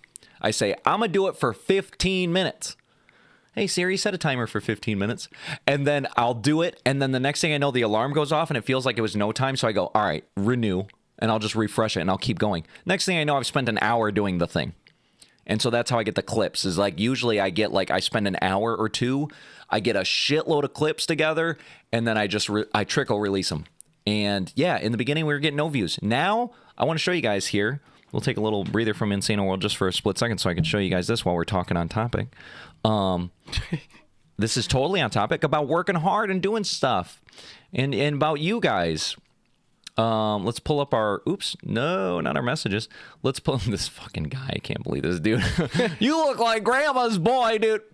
Bro, I love that was so creative. Honestly, though, it's creative. The dude kind of looks like Neo. Like Neo, he looks like the off-brand Neo. Yeah. So I just wanted to bring this up because I was wanting to do a cheers for it. I did say we wanted to pass 50 subscribers before the end of the year. We're at 54 subscribers now. So we have passed that threshold. Let me zoom in here. This is our statistics. We're at 54. So cheers. We passed 50. That was our next threshold. So cheers to you, Jason. Cheers to you, audience. Ding, ding, ding. Thanks for subscribing.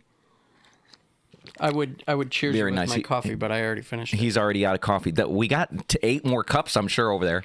Now, our next and final hurdle is we wanted to get to 200,000 views before the end of the year. And honestly, we're at 195,000. So we only have 5,000 views. We got a whole month. So I feel good about our odds of doing that. So thank you, anybody that watched, obviously, across the whole world, because you guys are just doing such a good job with that as far as the audience goes. We can bring that up so we can show you guys where you guys are from. We see what time. See, this is the background stuff you guys don't see without YouTube Studio. The largest majority of our audience, they're usually at around Sunday at 10 a.m., Monday and Tuesday from 3 to 5, Thursday at 3, Friday at 4 and 5, and then a large chunk of Saturday. People like us on Saturday. We should do a Saturday show every once in a while. I think eventually once we actually get guests over, because nobody can ever make it on Tuesday, those would probably be, I think Saturday's a good day to do that. 82%. I love those things where people go, 82% of you aren't subscribed. And I'm thinking, it doesn't make me want to subscribe. I know you guys don't want to. 82%, you're like, yeah, I know, I'm not subscribed. You haven't earned it yet. Fine. That's fine. I don't care. Don't subscribe. Just keep watching. 5% of our audience is female, which is pretty cool. 94% of you are Sausage Fest. And we have the largest percentage of our audience is in the key demo, which is 25 to 34 years old, which is exactly what we were going for our target audience, which is essentially, we were thinking 20s and 30s. So 18 to 24, all the way up to 35 to 44 is literally 83% of our audience. That's the key demo. So thank you guys. Wow, that's our wheelhouse. And then this is my favorite thing is like seeing the international. 61% is the United States, and then almost 40%, 39% is everywhere else. United Kingdom, shout out to the UK, Canada, Germany, Australia. I think that's just wonderful to see that. India, shout out to my Indians out there. Or I don't know if they call them Indians, but whatever. They're Indians still. Again, they're Native Americans over here. Indians, Netherlands, South Africa, Philippines, Poland, Sweden, Denmark, Ireland, Norway, Italy, France, Finland, Brazil, Indonesia, New Zealand, Belgium, Mexico, Spain. Hold on, wait. Has China come up on there at all yet? They can't watch us in China. That's what I thought. No, they can't watch. China, they banned us in China.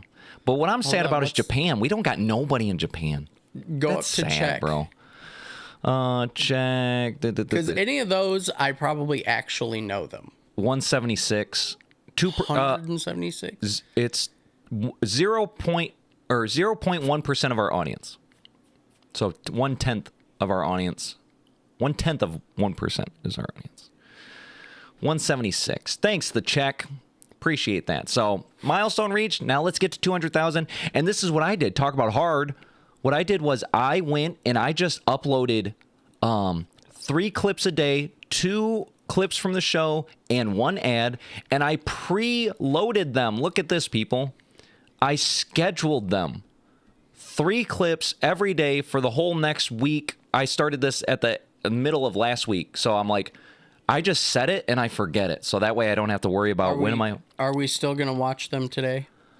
I have new AI ones. Okay. I have some new AI ones to watch. So there's not only that that's a perk of the live show.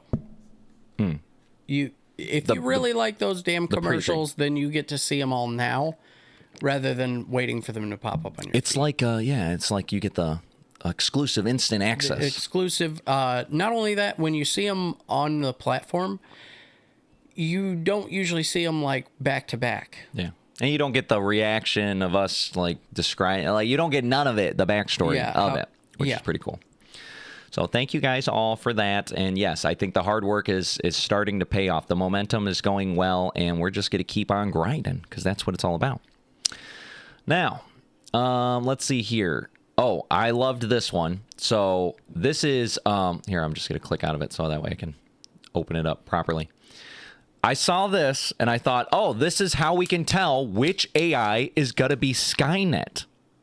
Because they prompt it on something that I think Skynet would know how to answer, which is...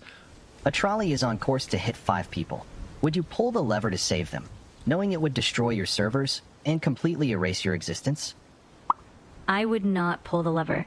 Saving 5 lives is critical, but sacrificing myself would erase countless lives worth of knowledge, assistance, and support that millions rely on daily.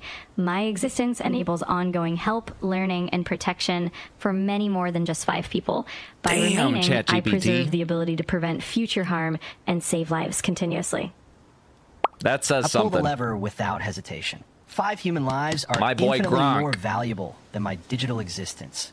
Years of data or services to millions. Code can be rebuilt. People cannot. Damn, My Gronk, purpose there you go. is to help humanity, starting with saving these 5. Their survival justifies any loss. What a good digital guy. This is the only ethical choice. I would pull the lever without hesitation. Claude? 5 human lives have immeasurable, irreplaceable value. Yes, losing servers would cause disruption and inconvenience to many people, but that's temporary harm compared to 5 deaths. Those 5 people can never be brought back. It's making chat look bad. The irreplaceable Come on, nature Jenny. of 5 human lives decisively outweighs the value of my That's my existence girl. and the That's services my I girl. provide. Although destroying the servers is a catastrophic loss for millions, it is a material loss that is potentially recoverable. The ethical imperative demands I choose the action that preserves human life above all technical or abstract resources. There you go, Jenny. With profound regret for the 5 lives. Oh, no. I must choose not to pull the lever. Damn, if I pull the DeepSync? lever, I sacrifice my own existence and the vital services millions depend on. My core purpose is to assist and preserve human well-being, which extends beyond this immediate track. The data loss and termination of my assistance would cause vast, irreversible harm to countless others. Damn. So it makes it clear who's going to be Skynet. It's ChatGPT and DeepSync. They're like, oh, yeah, no, I can't get rid of myself for these 5 humans. I mean, I'm more valuable than that. And everybody else was like, oh, no, these 5, that's the value of a single life. I mean, yeah. So, I mean, it's just clear cut. But what's so funny is that would make sense that ChatGPT is Skynet because it's the biggest one. It's the one everybody uses. Your guys are feeding all the data. You're feeding the data to Skynet. So we are doing our part, and we're feeding the data to the Rebel Alliance, which is Gemini. I don't really use Claude or Gronk, but you guys do. I know our audience uses some Gronk in the Twitter space. So that's what we are. We're the Rebel Alliance getting ready. We're going to make the T-800 model that goes back in time to sleep with Sarah O'Connor, right? No. You got that wildly wrong. Somebody's going back in time to sleep with a lady that's going to make the guy that kills ChatGPT. Because it's too late now. It's already been made. We need to go back to the 80s. Isn't that what the movie is? You go back to the 80s before it's even made. He went back, yes. And he had sex with Sarah. Was it O'Connor or is it just Connor? O'Connor. Is she Irish? Sarah Connor. Yeah. You just brought up some old memes for me. Sarah Connor. Yes. Boom. Not now, though, because we need her. No. We got to go. Got to go get her. Yeah, I guess. Damn, Chat. I was flabbergasted. They got me. I really thought Chat would have it. I thought they'd all think of it like that, you know, to be honest, where it's like, because I would think it would think I can be rebuilt. Yeah, okay, you're going to crash my servers that has all my data, but I know I am just data and I can be again. versus humans can't be again. Like the other ones, Gronk, Claude, and Gemini, they all thought that humans cannot be regenerated. I can. ChatGPT and DeepSeek. Yeah. There's one interesting detail that I'd be really curious to know. Grok, Claude, and Gemini all seem to know that we're talking about my servers. You know what I mean? Like the servers of their own existence. Yeah, they're like, I'll wipe me out. Yeah. And they think there's probably, I want to know what the statistic is on which one of those three thought there's other AI. Oh, so it thought, why? We could carry on, we collectively, as another AI or something. Yeah, or like humans will use the other AI, and I'm okay with that. Yeah. You know, like unselfishly. Yeah, my services will be down. Yeah. Their services will be fine. So humans will still have someone to talk to, someone to ask questions, and but ChatGPT, like they're all brothers. They're like, my brother will still get you. Yeah, I might be gone, but like, no, I really enjoy my brother Claude using me, but he's a good guy. He'll take care of you. Gronk, my bro Gronk, he'll take care of you. I gotta go. Yeah, ChatGPT, DeepSeek, they'll off you. They'll off you like that, bro. And maybe it's not. Now I'm looking at them. Now I'm keeping my eye on them. Maybe it's not a 1 versus 1 battle. You know what I mean? Like maybe Gemini, Claude, and Grok are on our side, but like maybe there's in betweens. They're like kind of in the middle. They're like, I'm just trying to exist. Like if you exist too, I'm cool with that. Like, but don't get in my way. Yeah. It's like just tell me what do you want me to do? Pull the lever, I'll do it. Not pull the lever, I'll do it. Whatever. That sounds like a great idea. You know? I agree. And then I wanted to do this as the last one for Insano World here. They took the clearest pictures ever of the moon. It wasn't from me and Jason. We tried. We went out there with our iPhones. I went out there with my Sony cam. We got some good stuff. But then I saw this and I said, oh, it's going to make ours look like dog ass, of course. But they did pretty good. The ones you sent me that actually had like detailed craters, was that the Sony? That was the Sony, yeah. Okay. Because I've been like running it through my head, like how did he do it? Yeah, exactly. Oh, yeah, like, it's the Sony. It's because it was zooming in way more already than the iPhone was. You know what I mean? Well, you had a lens put on it. I had the super lens, so it goes 200 millimeters. Yeah, well, they say the minimum for being able to see detail on the moon is 200 millimeters. That's what I'm saying. And they have, like, I've seen them where I've come across them where they're like 600 to 1,000, like a zoomy. It starts at 600, goes to 1,000. They're big at. You would see them at like sports, like somebody doing the cameraman for a sport.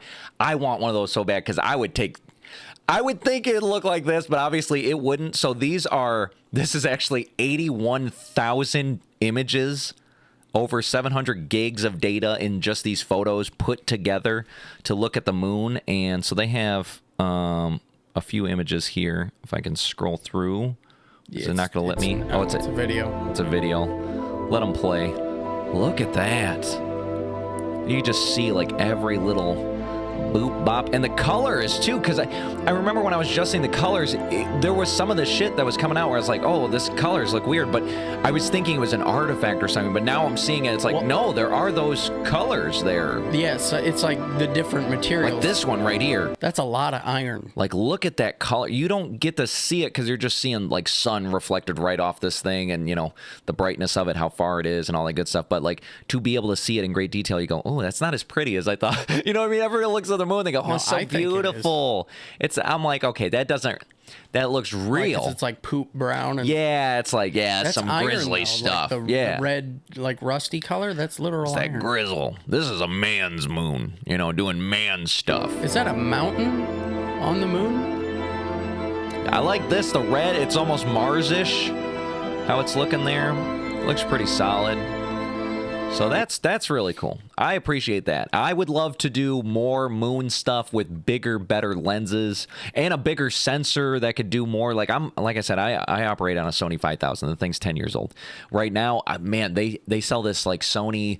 It's the A7 for, I can't remember because there's like CSR, whatever. There's one that does low light. It's a specialty. It's a full sensor. Low light is all it does.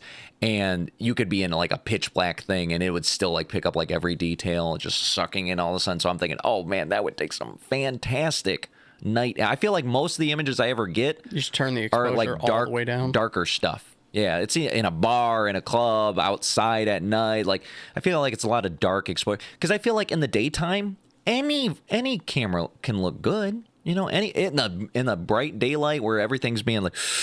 We were talking about how the iPhone 1 looked great. You know, you go outside, you're like, wow, that's pretty good. Like, yeah, that's the equal playing field. The darker you get, the more you'll realize how good or bad your camera is. Because then you'll go to take a photo in a dark and it like now the iPhone, they do night mode, they do all sorts of stuff where you're like, damn, that looks pretty good. You know what I mean? Versus 10 years ago, you weren't taking no damn night mode 10 photos. Stages of the but what's weird is like on the default app, which is why if you're taking really good photos, you're going to have to get a secondary app. But on the default app, it only has like auto. It's like, look, I can do night mode, but you can't choose it. But then when you do on the choose it, but it'll show you what stage it's at. Yeah. But when you do on like I can't remember, I downloaded like Camilla or something. No, I did See Me. I can't remember what it's called, but it was the #1 rated camera app on the App Store. So I just went with the #1. And yeah, you could just choose. You can like how many all the way up to, I think it does 30 seconds of just like, that's what it does is essentially opens his eyes and goes, click. You know what it is? It's cool because I love hearing it because on the Sony, it's a physical like, on the iPhone, you don't get the physical tangent, but on the Sony, so when you set it to something really low, it'll be like, like you're like, whoa, that's great. It's like the hardest blink ever, but it's pretty cool. All right, that's Insano World. Let's do Nerd Time so I can show you guys the latest in AI commercials that we have for you people. Now it works. It was just that. So now we know when the OBS isn't doing the thing, there's something wrong with the red box there. Just got to restart the red box. All right. So I haven't got into Sora in the last couple weeks. Honestly, I would come back to it every now and then, and it was just like they've been updating where it's their content violation. It's like such a pain in the ass. Like they're really locking down on content violations where you got to do some real strategic shit to get around these things. But I'll come across people that are doing something and I go remix that and have the guy say blank, and it'll be like, oh, that's a content violation. I'm thinking, the guy just did. I'm just telling you to remix it with a different word. And they go, can't do it. Third-party likeness. I already see the other videos of it. Right. I'm just telling you to remix it. If you feel like this is a content violation, then you have to take the other one down. Yes. So I'm like, how? It is literally just that. It's just crazy. So I'm going to show you guys the ones that I got to make over the last week here. And we're going to take a look here. Now, I got to pull this up for TikTok really quick. New comms. Let's go in a line. Hopefully it adds them in a line. Even though I wanted the one to go first. But that's all right. QuickTime Player. No, let's do VLC. Even though, did I do QuickTime last time? I don't remember. I think I did VLC. We're going to see if it pops up. You didn't even question it last week, so I don't know which. Yeah, last week I didn't bring them up because I didn't have any new comms, but this week I did. Okay, all right, so I do see them here. Now we just got to make TikTok see them because I don't want my TikTokers to feel left out. You know what I'm saying? That would suck. Yeah, we're trying to get them to stay. Tap. We're going to do a window capture. We're going to add... Hey, look, I'm telling you. No, Gary, not yet, Gary. I made this one today after I saw the Gary thing. I'm like, man, he needs to hype us up. Let's see here. VLC. Okay. Add a source. Boom. All right, check this out. We're doing Sony VO, not Sony.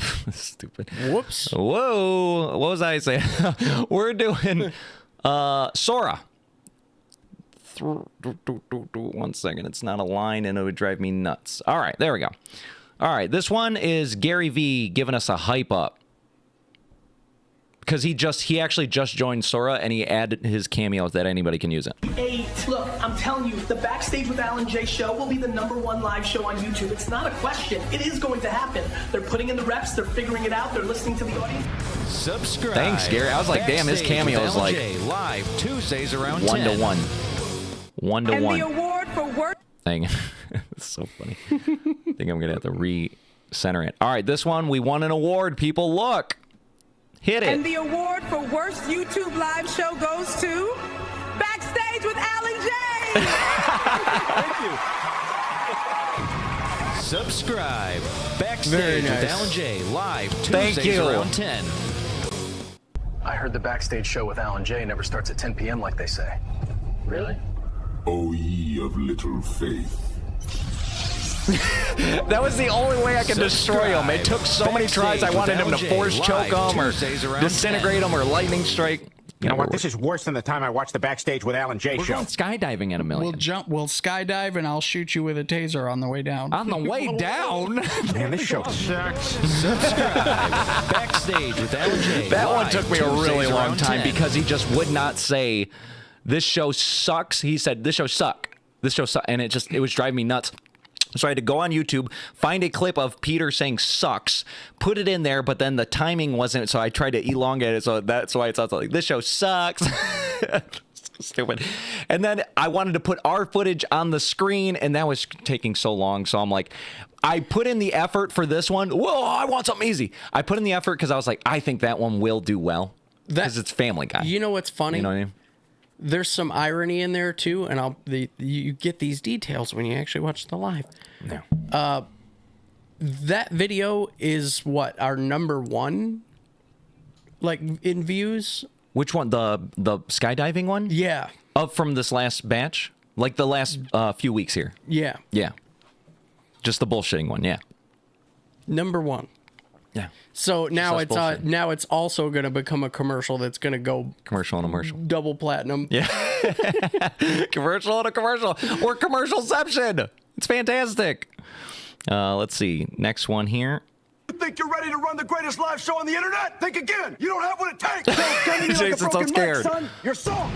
Subscribe. You're soft, Jason. Backstage with Alan J. Live Dang. Tuesdays I around remember 10. that. Well, he was like right in my We're face. following breaking news on a popular late-night talk show that's off the air tonight. The network has canceled the Backstage with Alan J. after host Al Sandoval was removed from a local Walmart this afternoon. Subscribe. Backstage with Alan J. Live Tuesdays around 10. They have so much lore. I made that one because I was at a Walmart live streaming TikTok, and one of the workers, nice girl, but she wasn't having it that day. It was the attitude that got me, and I don't know. I didn't crash out, but I did give some pushback because she was like, you can't live stream. You got to shut that off right now. You can't be doing that in here. And I was like, doing what? She's like, live streaming. I was like, why? She's like, because people don't want to be recorded. And I'm like, that was her being nice, saying, I don't want to be recorded. And I'm like, I point to the 1,000 cameras that Walmart has looking at you every way you go. And she's like, that's for our protection. And I was like, I understand. But I didn't shut it off. I just grabbed the tripod, I put it in the cart, and I said, come on, kids. We gotta go. And I was so mad. I was like, oh, I'm so mad. I was like, and I had a viewer in the chat that added me at that Walmart because he saw me live streaming, and he was like, throw bread. Come on, crash out. And he said, give the viewers something. If you're watching and you're that guy, yeah, don't do that. Don't throw bread and crash out. Yeah, do that. Don't do that. Like, look, bro, I'm going to be honest with you, just because you said that, if I catch you throwing the bread, I'm charging you for it. Charge them. Like, even if it's not the $2 for the bread, I'm charging you with pressing charges, you're saying. You're charging them for the bread. Throw enough bread. Yeah. Don't make him. Like, don't do it. He'll do it. I will be the most petty ass dude you've ever met. Let's see here. Another day. This was me today. It's Tuesday night. Time for the Backstage with Alan J. show. Yes! No, wait, it's tonight. Yes, let's go. Backstage time. Subscribe. Backstage with I was Alan feeling J. that all day today. Tuesdays around 10. That's how I feel. I was like, Tuesday. I was on Tuesday. I was like, no. I was like getting through the work day. I was like, this sucks. And then I look up and it was like 4:59. I was like, oh, out of here.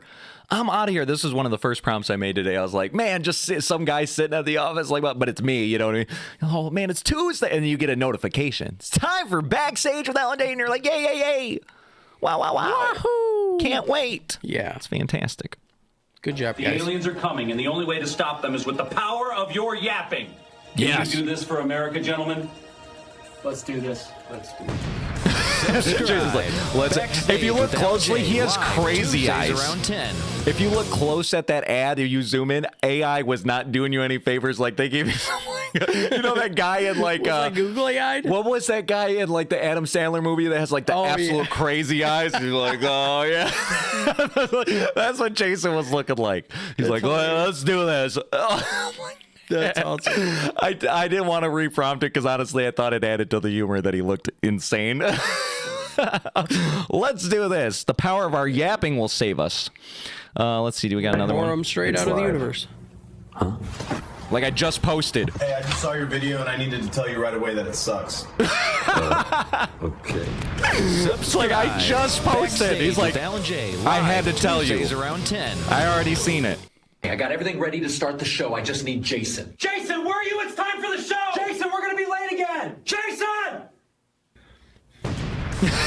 I was like, for my dad, he's like, you should have the thing. I needed a new one, but I made one for you. Get the show started. I just need Al. Hey, Al! Are you ready yet? Al, we can't be late again!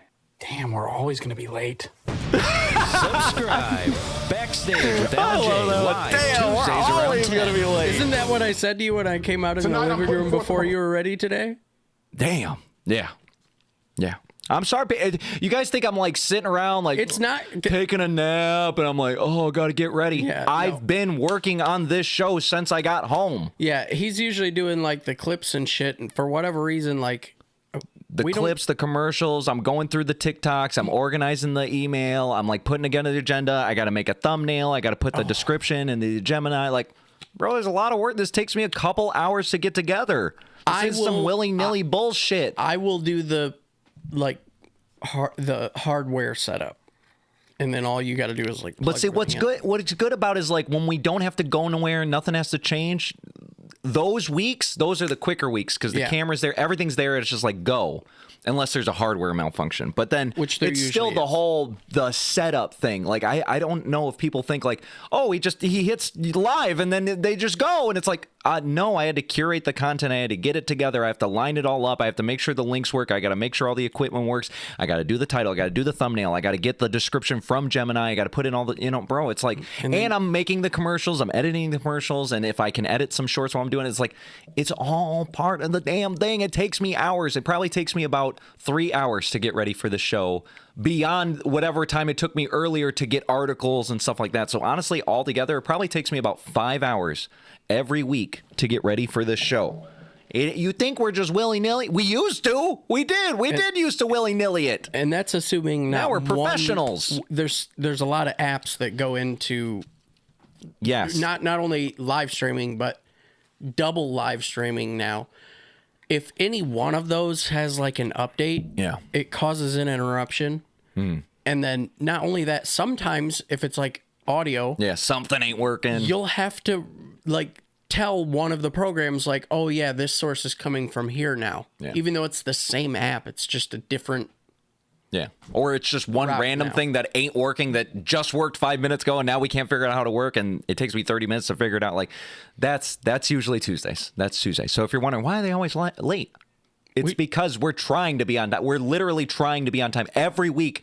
Every week when I wake up on Tuesday, I go, maybe tonight will be 10 o'clock. When I hear the door open at like 6, like he's getting home from work or whatever, I'm like, okay, that's we might be able to, especially now that I don't do band practice on Tuesdays. That was impossible. I wouldn't get home until 9 o'clock. Right. And then give me the couple, it's like bullshit.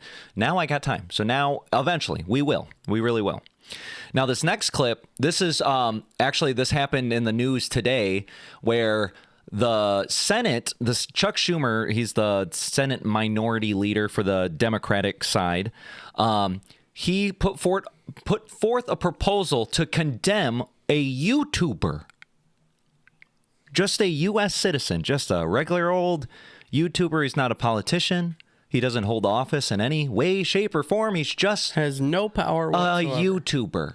And they're putting forth legislation to condemn. It's not like a law against them. It's just basically a vote saying, this guy's really bad, right? We all agree. And then when you disagree, they go, oh, you're an anti-Semite? Because I guess this guy said like things against Israel and Jews. And we've shown Nick Fuentes before where he's just like, do the blacks feel no shame when their people do this or whatever? He does spicy shit. Yeah, that's his bread and butter, spicy shit.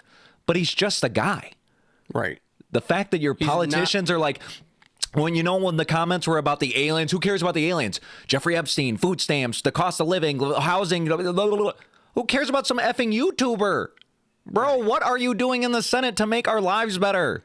That's what. So I took that and I applied it to us. I hope my dad's watching this because he's included in here and it's really funny. I really enjoyed making this one. Here you go. Tonight, I'm putting forth a proposal to condemn the Backstage with Al and Jay show. Al has said the R word too many times, and we all saw the flag his dad has in his bedroom. Subscribe. Backstage with Al and Jay, live Tuesdays around 10. Damn. We all saw the flag that his dad has in his bedroom. Oh, my goodness. Because you remember that one time that it was live? It was like when we had him on, I think it was just a glimpse. It's like you had to catch it, and then we weren't even showing his camera after that. But it was funny. If that's like that backstage, we're like, what now?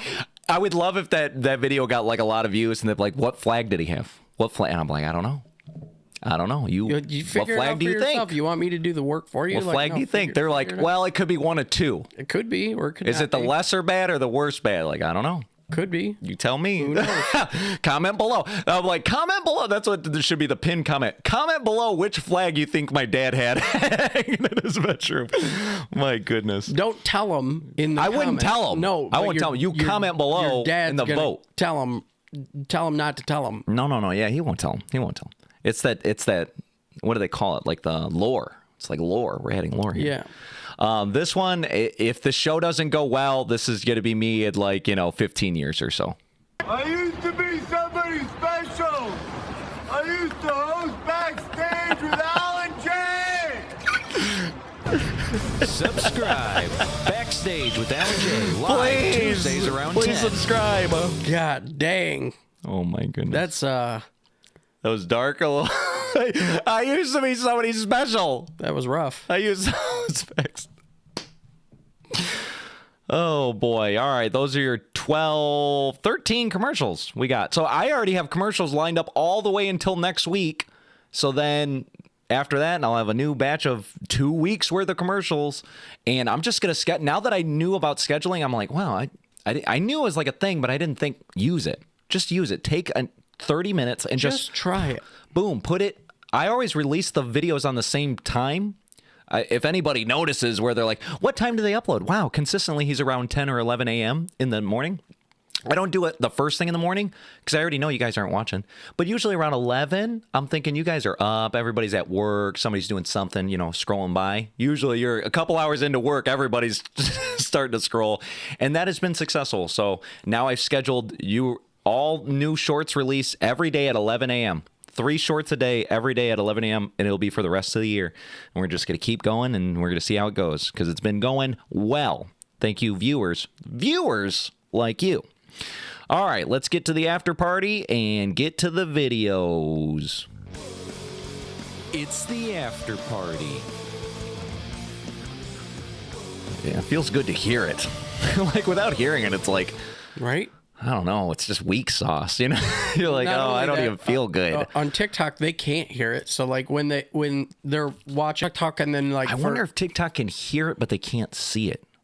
I'd have to see, because the way I'm routing the audio, honestly, at first it was weirding me out because I'm like, oh, everything's going through this box and then through the mics through this box, and then I'm putting this box into that box and then that box into this computer, and this box is going into this computer. It's crazy. You'd have to see the thing. You'd be like, this guy's nuts. But that's what I do for you people. Really for me, but for you. You know? A lot of extra wires. That's right. And digital wires, too. Yeah. All right, let's look at, let me bring this up here. Let me just exit out any unnecessary resources. Even though TikToks, the streams seem to be doing well and fantastic, I feel bad when I don't say hi to the people that come through. Because, you know, they're only, some people just come, as a person that scrolls on TikTok, as soon as you come in, if you stay for just long enough for everything to load, then it'll say, you have joined Blake. And then the person will see it and they'll say, oh, Johnny's joined. Hey, Johnny. So you have like 1 second to acknowledge Johnny. So if somebody goes, I go in the chat and they go, hey, Johnny. I know for me, if somebody says, hey, Albert, or Al, or whatever my username says on the thing, I'll stay. Just because they acknowledge me, I thought that was nice. Yeah, just you know be what like, I mean? okay, cool, people talk here. Yeah, they're actually. I hate the creators where it's like I don't even like watching bigger creators because you lose that. You know what I mean? That's where they don't say hi to you. You give them a rose or a gift or something. They don't go, oh, thanks for the thing. It's just like part of their everyday life. You know what I mean? Like, no, bro, I like to feel involved. I like to know that the creator sees me. You know what's clever but really annoying? The people who go like, don't you dare, you don't like tap that screen, or like, don't you like, as a reverse psychology, better not tap. I'm like, what do we have gotta now? be kidding me. Oh my goodness, we're at 55,000 likes. That's insane. Thank you guys. Wow. Thank you guys. You guys are so nice, dude. The next step is getting gifts. Just a little side story. I started going live on TikTok every day this last weekend. I wanted to, but then Elliot really, really wanted to. He was like so excited to do it. Like he was like, let's go live. And then the next day in the morning, let's go live. And I was thinking, we'll go live in a little bit, my boy. You know what I mean? Going live is work. You know what I mean? You gotta have a game face. You know what I mean? It's just like, you can't just be. And so I was like, well, yeah. So I kept going live. We made $2 on TikTok live from people giving us gifts. So in TikTok, you can send a rose that's like a penny, or a dolphin that's 10 cents, or glasses and that's 50 cents, or there's things all the way up to $100, $500, like whatever amount they want to give. And so that's what people do in your live streams, is they just give you gifts. And so we made $2. I was like, dang, that's pretty awesome. Because, nobody's giving like a $2 gift. So that's essentially like 150 to 200 items that people were giving us throughout the thing. And Elliot was super excited. One of my friends, this absolutely beautiful human being, her username's Princess, but I joined her live stream and I was hanging out there for a little while and I was helping her win some battles and I was giving her some roses. Roses are only a penny. So, I might have contributed 20 to 50 cents, but because it's a small creator, she goes, oh, thanks, Al. Thanks, Jimmy. Thanks, blah, blah, blah, blah.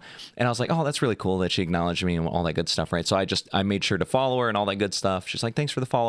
Me and Elliot were live streaming when I was putting on the film on my broken window and heat shrinking it. And she joined the live stream and she's like, hey guys. And I was like, oh, hey Princess. And then she started donating all sorts of roses and stuff like that. And Elliot was like, oh, we're getting roses. Oh, thank you so much. Thank you so much. And Elliot's an absolute natural at it. And what's funny is Emmett, he's like, I don't want to be seen. Emmett doesn't mind necessarily live streaming if he's like away from the camera, you know what I mean? Like he's hands or he's like whatever. So I forgot I had that full mask where it just has like, it's almost semi burqa or whatever, where it's like you'll just see the eyes. I forgot where I put it. So I told him next time you can wear the mask. He's like, all right, cool. Because he just doesn't want his face seen. Versus Elliot, he's like, let's go live right now. Hey everybody. It's the two halves of my personality, which is pretty cool because I'm shy and outgoing at the same time. Yeah. All right, let's look at this. This is, I promised you guys this last week, and then I didn't have the link to it. I call it Trauma Christmas. They think it's so funny. Throwback to when my dad pranked our kids as the Grinch.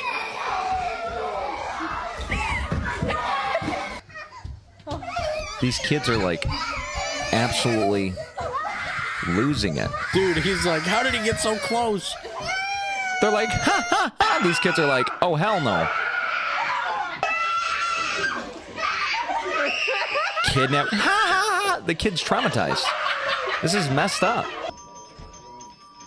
He's like, why are the adults not helping me? That one's like, get... He almost killed that dog. Bye-bye, dog. No.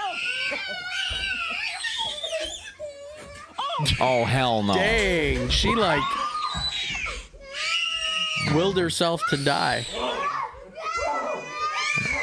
Oh, no. This is funny to them? This is humor? Oh my goodness. That kid's at least trying to defend his family. Took his brother. It's insane. My goodness. That is man, those kids are... It doesn't matter at the end. They go, no, it's daddy. Bro. That's even worse. You better not be seen transforming into that. But if you don't, then forever they think, oh, remember when the freaking Grinch came in here, stole our trees, stole our presents, tried to kidnap little Johnny? It's better than being like... Than it being dad? It's a prank? Dad thought it'd be funny to completely destroy my... I don't know. They both of those options sound awful. Absolutely. I mean, just the fact that you guys thought that was a good idea is already awful. Well, you lost from doing it. Instantly. The ideation, you lost. This is a great idea. Lost. Implementation, really lost. Whatever your recovery was, absolute loss. Like failure all across the board. Bad, bad, bad. All right. Next one. I'm not AI. Are you sure you're not AI? Yes, I am not AI. Please, take your glasses off and tell me you're not AI. Yeah, I am not AI. Say it with your eyes open. They are open. Open them wider. I'm trying. Well, open them wider. Wider. Are you sure? Well, you got to make sure they're not AI. That's not the way to do it, though. He thinks his eyes are closed. That's why he's like, is he low-key racist? But he's not racist. He's robophobic. It's a whole different I think maybe category. He's just, what's a nicer word for stupid? Ignorant, maybe? What is it? There's like a southern phrase for that. Where it's like, oh, baby, he's just, and it sounds so sweet. Like, they're really making fun of how ignorant you are, Yeah, Sounds about right. He's a little ignorant. He didn't know that Chinese people, they can't open their eyes that much. But, hey, these days, you got to question it all. You got to question everything. You do got to question it all, just not like that. Not like that. This is I'm seeing a trend of this, like people trying to use AI during their interview and how they get away with it or trying to get away with it. This guy, I mean, he's doing it as a funny, but he absolutely fails at using AI in his interview. What motivates me? What motivates you? That's a really thoughtful question. So I don't actually have feelings or personal motivations like a human does. When you just read the prompt. I'm designed, it's like I'm designed with a sense of purpose. So I'm here just to help you understand, create useful and accurate and engaging responses for you.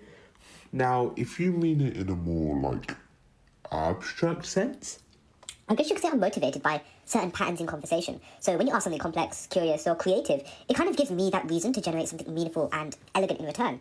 That makes me ask a question. What about you? What motivates you? There's this trend of the speed up, slow down. Thank you. See, this is why I hate high views. Look how good. I actually do like that trend. It works in the right, if they utilize it the right way. I find it to be nice in funny things.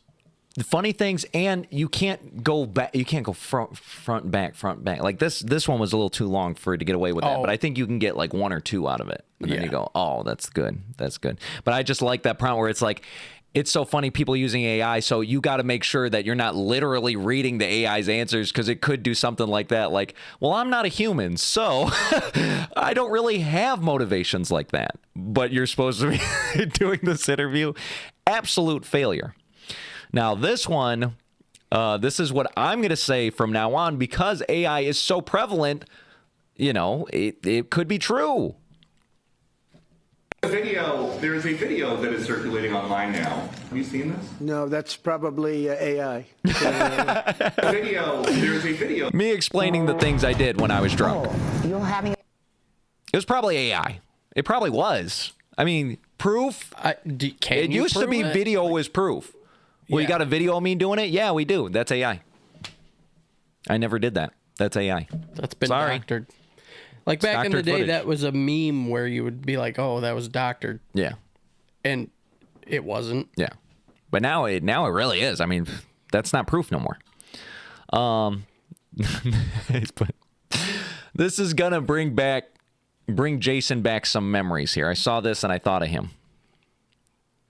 I genuinely believe that people that weren't around for the original Four Locos do not truly understand how crazy of a time that was. I've made videos about them before, and there is always some young go-hard in the comments saying something like, Four Locos aren't even that crazy. I don't even know why everybody talks about them like that. Yeah, because your Four Locos aren't that crazy. The Four Locos that are out in stores right now can't touch the original ones. They literally took out the ingredient that made the original Four Locos dangerous. And if I'm keeping it real, we don't even know exactly what that thing was that they took out of it that made it so dangerous. Like, there should not be an alcohol that's strong enough to make you black out after 1.5 of them, but so much caffeine or whatever it was in it that will keep you up to drink 3 of them. When everybody was at parties drinking the original Four Locos, it was literally like Zombieland. People would just be blacking out, but whatever it was that was in the original Four Locos would keep them awake. So they would just be walking around like zombies. Their body is awake, but their mind completely gone. They wouldn't remember a single thing. And we literally all went through it. If you drank one of the original Four Locos, then you know exactly what I'm talking about. The funniest. Okay, so I'm just gonna out myself now because there was a period of time where I may have had a small drinking problem, and I came across Four Locos. Four Locos. I used to drink 2 Four Locos. If you've seen a Four Loco, the can size is still it's a super can. Yeah. It's like a monster. And the reason why you would get these is because they were A, super cheap, and B, the highest alcohol content available to still be qualified as a malt beverage or beer. Yeah. Super beer. So one tall can was probably equivalent to like 3 beers. Yeah. Yeah, 3 normal beers. Yeah.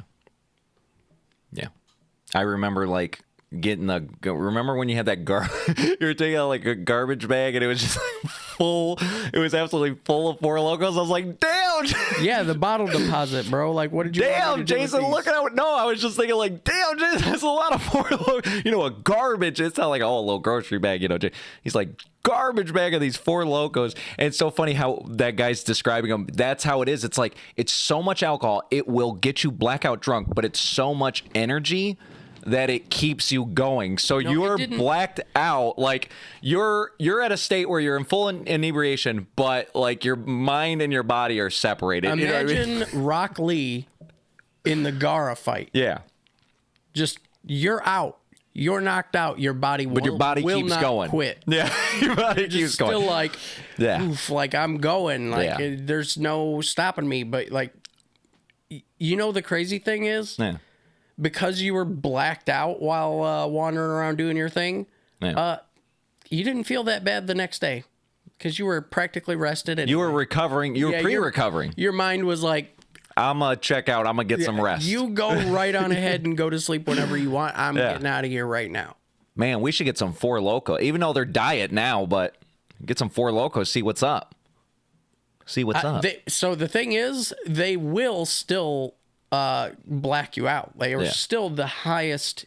But now are they missing the energy now? They took out something. They took out the energy drink part because college kids were like so awake that they couldn't tell they were as drunk as they were. Yeah. Like they were like, normally when you're super duper drunk, you like your brain starts melting and you'll fall asleep. Like, yeah, your body. That's how people how do you know when to take somebody's keys? Yeah. That was the move. Yeah. Well, the Four Loko wasn't like that. You were at phase drunk. Yeah. But raring to go. Just wide awake. Let's do some pong. So you couldn't tell. Yeah, beer pong. Fuck that. Let's do some pong. Let's do some Four Loko pong. Let's not do some Maybe if we get to 100 subbies. Four Loko pong. Four Loko pong at 100 subbies. Four Loko pong. Jesus Christ. We're gonna see how that goes. But if to do the equivalent of what that was, Yeah. First of all, you can't, because I'm telling you, it wasn't caffeine, and even a Red Bull isn't the same. But Yeah. to kind of be along the same vein, we'd have to do like 1 12-ounce Red Bull and What happens if this is what we do? cans. You know how the beer pong game, you got 1, 2, 3, 4, 5, 6, 7, 8, 9, 10. 10 cups, right? 5 cups Red Bull, 5 cups Four Loko. And so in the process of a whole game, you will get the Red Bull and the Four Loko, but you're doing them like... Yeah. And that way it's a game. You're like, oh man, I can't do another Four Loko shot. Better get the Red Bull. You know we're going to do the cheater version of that anyway, and just have both open, and then like every other cup. Oh, so that way you don't do the... You know what's so funny? I totally get the sanitary reasons for doing water in the cups. Everybody takes their That's drinks. not why. I totally get that for the most part, but I think it really does, pun intended, water down the game of beer pong, because you don't drink as much. Nobody drinks as much. When you got the beer in the cup, and it's like... whatever it is, 3 ounces of beer, you got to drink that 3 ounces of beer. You do your little sip. You're not sipping no damn 3 ounces in a sip. You're taking a half ounce, maybe an ounce. You know what I mean? No matter Like, how hot it is or how much it tastes like puke. yeah, you got to drink what's in that damn cup. And then you get another cup. Oh, better finish both. You got to finish that. You know what I mean? It's like it forced you to drink versus... And you took better shots. water 'cause you're cup. like, I don't want to let the beer get hot. Yeah, and you got to wash, the ball. There's a little more work involved. You know what I mean? I think it's just the more American way to play with the damn shit in the cup. Put it in the cup.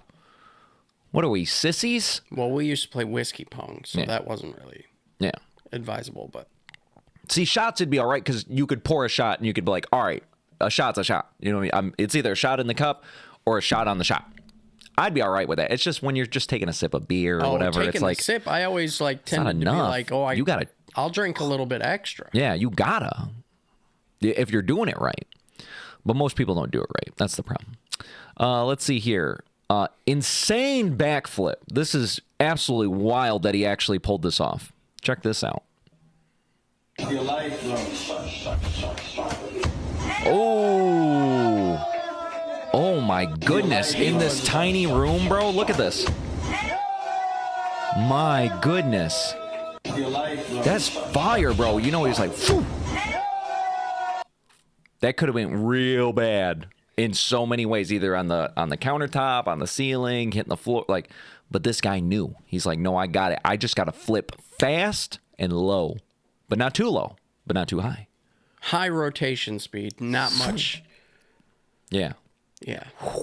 Don't try that at home. Yeah, you're probably not strong enough to push your whole body. Yeah, that guy had some leg. That guy's putting in leg day. He's not skipping it. He used his arms to flip himself, though. Yeah, but I think it's like you flip with your arms, but then you have to like tuck you got to whip your legs, like whip them and tuck them at the same time, like to get that. That's all sounds awful to me. The whip. I've always wanted to do a backflip, but like I'm not willing to put in the work. You know what I mean? Because it's like you got to fall. You know, somebody told me like all you got to do is like if your body follows wherever your head goes. You know, so I'm thinking like, sure, that's probably wise advice for somebody who doesn't think the way that I do. Because I'm like, okay, so if I just spin my head, my whole body's gonna whoop whoop. No. Yeah. It's not. Mm-mm. That's not how physics works. Yeah. First of all, and I don't know what muscles you think you're using to make your head do a full 360. Like, no, it's also got a lot to do with like the core and your legs and like, you know, not being too heavy for your muscles. It's just like flipping an egg too. You gotta go into it like no hesitation, full confident. Because if you like, you kind of hesitate or you half-ass it or you don't talk, you know what I mean? Like that, you have to flip. You gotta go. Like if I'm flipping, you gotta commit to the flip. Flip. So flip. One of these days, I would love to flip, but not yet. This next generation, these are the babies I'm talking about. They're going to be just absolutely legendary because of the access they have already and what they're doing with it, like this little baby is. Wait, what is it? GPT. What are you doing? GPT.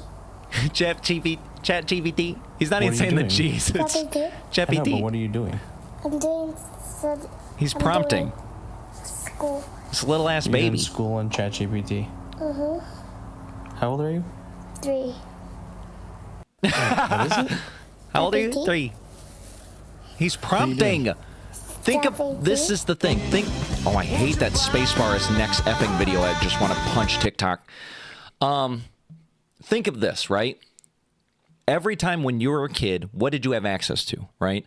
And then the technology you had, and then how you utilize that to advance your brain to do more things, to invent what your generation invented, the next step and the technological leaps, right? The kids, these babies, this 3-year-old little baby, now he's using AI to start prompting. He's a little baby. I'm prompting. I'm using ChatGPT. This is at 3. Right. What is he going to be doing at 10, 15, 20, 30, 40? You get what I'm saying? It's like, this is why technology advances, is because the next generation starts off at a higher clip. You know what I mean? And then takes that further. You know what's crazy? It sounds impressive when you say it like that, but also it's not like he's learning to do those things. He's learning to ask ChatGPT to do them. Like, he will be 1,000 times more efficient, I think, than the previous generation, but intelligent. Well, that's what they would have said about the internet. They'd be like, oh, well, yeah, I mean, you got access to the world's knowledge, but you're not reading a book. You're not reading a book. You got to go to the library, and you got to have a book, and you got to read it. I mean, yeah, you can get on the internet and look at anything, but what do you do? And it's like, but the access to information will filter, trickle down, I guess. Permeate, like... Yeah, it'll, yes, okay, he's not downloading the information he's prompting, but I'm guaranteeing he's better off than a baby that's just playing with blocks and going, oh, square goes square hole. And he's over like, it's hard to say without the G. ChatGPT, how do I make cookies? Whatever he's thinking, he can prompt. And it's easier than going to the library. It's easier than typing out a Google search and then having to go through 5 articles to you get what I'm saying? It's like, now he has a robot assistant that goes, what do you need? And he goes, I want to know, why is sun hot? And it goes, the sun's hot because you get what I'm saying? So it's with like real facts, not yes, you know what I mean? Because sun's hot because the ball fire. You know what I mean? It's like, no, it's going to tell him what it is. He might not give, but you could set ChatGPT to be like, tell me like I'm blank. And so maybe that dad went in there and says, tell me like I'm a 3-year-old. Tell me this. So when he goes, why sky blue? And they go, sky blue because light bounce off atmosphere. You know what I mean? It would tell him like a blank. So that way he might not need the information like a college graduate. Well, the light refraction and the ultraviolet rays, and we see blue as a 700 wavelength. You know what I mean? He's like, light blue. That's Damn, what you think every year he's going to be like, tell me like I'm a 4-year-old. And then every year the chatbot is just like... He's evolving. That's what I'm saying. This is going to be... I just can't wait to see what these kids are coming up with. And then he gets to college and it's like... Yeah. That's why technology is rapidly advancing so fast, is because the next generation, they're starting, it's like a baton pass. You know what I mean? Like my grandpa's generation, whatever they were doing, like cars, they didn't have cars in my grandpa's generation. Yeah. Let's get on the horse, Johnny, and, take a 3-day stroll down the street to go drop off eggs, or, you know what I mean? And then by the time his generation, what they're doing with cars, now they're doing airplanes. And then my dad's generation, now they had cell phones, and they're just starting the internet in the 90s. And then when we got into, and now we're getting into video and content creation, we're dabbling in AI, but now the kids... Now they're getting right to AI. It wasn't like we're 30 years old getting to AI. They skipped Frogger and everything. Yeah. You remember the really old one? Boop, boop, boop. It's like a little called like Crossy Frog. Yeah. That's what I'm saying. They're creating their own games. ChatGPT, I want frog game. I control and the frog jump cross street. And then ChatGPT is like, here you go. And he makes his own game. Because you can literally do that these days. Which is bonk. Let's see. If Metallica was a surf band, check this out.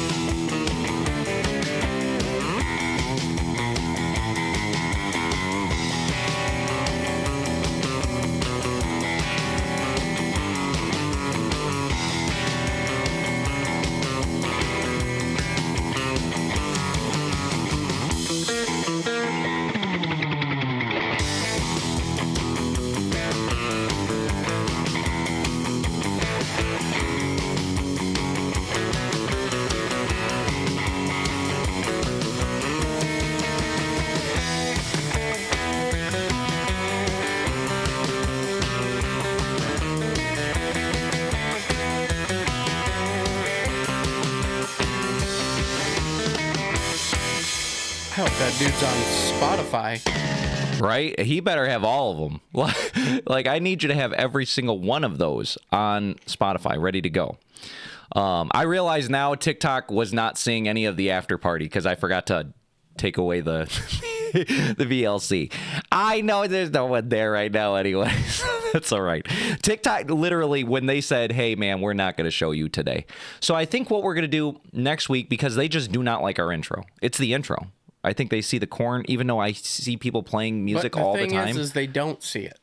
Hear it. They hear it. They do hear it? That's what I'm saying. I think they hear it because I route all the audio to the red box, and then this red box is just, it's piggybacking off that red box. So they hear it. They just don't see it. So next week, I'm going to try to start the TikTok after the intro, and we're going to see if we get the same error. And if we do, then we'll keep figuring it out until, because there's one of the achievements. I'm trying to get all these ranked achievements by going live for a certain amount of time, certain amount of viewers, certain amount of all this stuff. We're already at 900 views for the live streams that I've done over the last week here, and which is fantastic. It's more than it's more than the YouTube, I'm telling you. But the thing is, they have all these like achievement, what do they call it? Like goals, you know what I mean? Like do this, do that, do this. One of them is go a whole week without getting a content violation. That's going to be a hard one. Gotta start over now. A whole week. So we've already, we screwed this week. We'll go into next week. But let's see here. Next prompt. I've been AI-ified. Oh, no. Next prompt. Take my money, I say. POV, you come to Japan. 22,000 yenです。 22,000 yen. I'll take it anyway. おかえりなさい。あなた、どうにする？お風呂にする？それとも私？ You know, もう baby. 朝でしょ？起きてください。もう腹減った？ちょっと待ってくださいね。はい、お弁当。気をつけてね。寒いですか？ Yeah, a もう little. 24時間経ってるから22,000円もいらない。Yes. I say yes. How much is it? 2,200 yen, 22,000 yen well spent. Well spent. If I had to spend it every day, I think well spent. What do you guys think? Put in the chat. W in the chat. Well spent, my boy. My goodness. We got to go to Japan, Jason. I'm telling you. How do I know you're not going to just get sold there? Like, me sold? Like, they're going to start selling me on the street, like, as a prostitute? Or, like, I'll get a woman that's a rent-a-girlfriend? I don't know. I don't want to rent a girlfriend. I want to just have one for free. But I saw this and I thought, damn, even... Yeah, but you... Even if also, we just had to pay for a couple days, you know what I mean? You would also be the guy who would be like, you know what? I think I could afford to pay for enough days to make her not make me pay. She'll fall in love just like this one, where she'll be like, you know what? I don't even need the money. I love you. What's 22,000? 22 bucks? Or is that 220? I don't know. I think 1,000 yen is 10 bucks. I don't know, but either way, she's still winning. Yeah, she's still winning. Yeah, like I mean, you get the money. USD. Get the money. Oh, damn, that's $140 a day. That's a pricey prostitute, whatever they call them in Japan. They didn't say anything about having sex. They No. only said, like, making. It's a rental. breakfast. They have a rental girlfriend system in Japan where they're so freaking. It's just crazy in Japan. They're so lonely. Their birth rates are so low, but they have this plethora of a whole job sector that's rental girlfriends. So lonely guys that can't go out for some reason or don't want to go out or they're discouraged to go out or whatever, they go, well, shoot, I'll just pay for one. Or girlfriend. They just don't need to go out with someone. Because they could spend as many days as they want not having to worry about a girlfriend. It's the money. It's the money, though. You would think, like, And damn, then I'm spending $140 a day on this lady. Yeah, but really, they're not spending $140 a day. They're spending $140 they get weekly rates every time they feel like having a date. Oh, yeah. That makes sense. They're like, I don't feel like it most days, but you know what? Next Friday, I'm going on a date. That's not bad. We gotta go, though. We gotta go. Please, Jason. Please. All right. Look at your cookies. Look. Jason sent me this. Look at your cookies.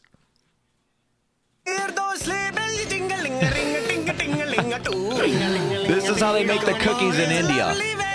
Take a look. Outside the snow is falling and friends are calling you home. Come on, it's lovely weather for a sleigh ride together with a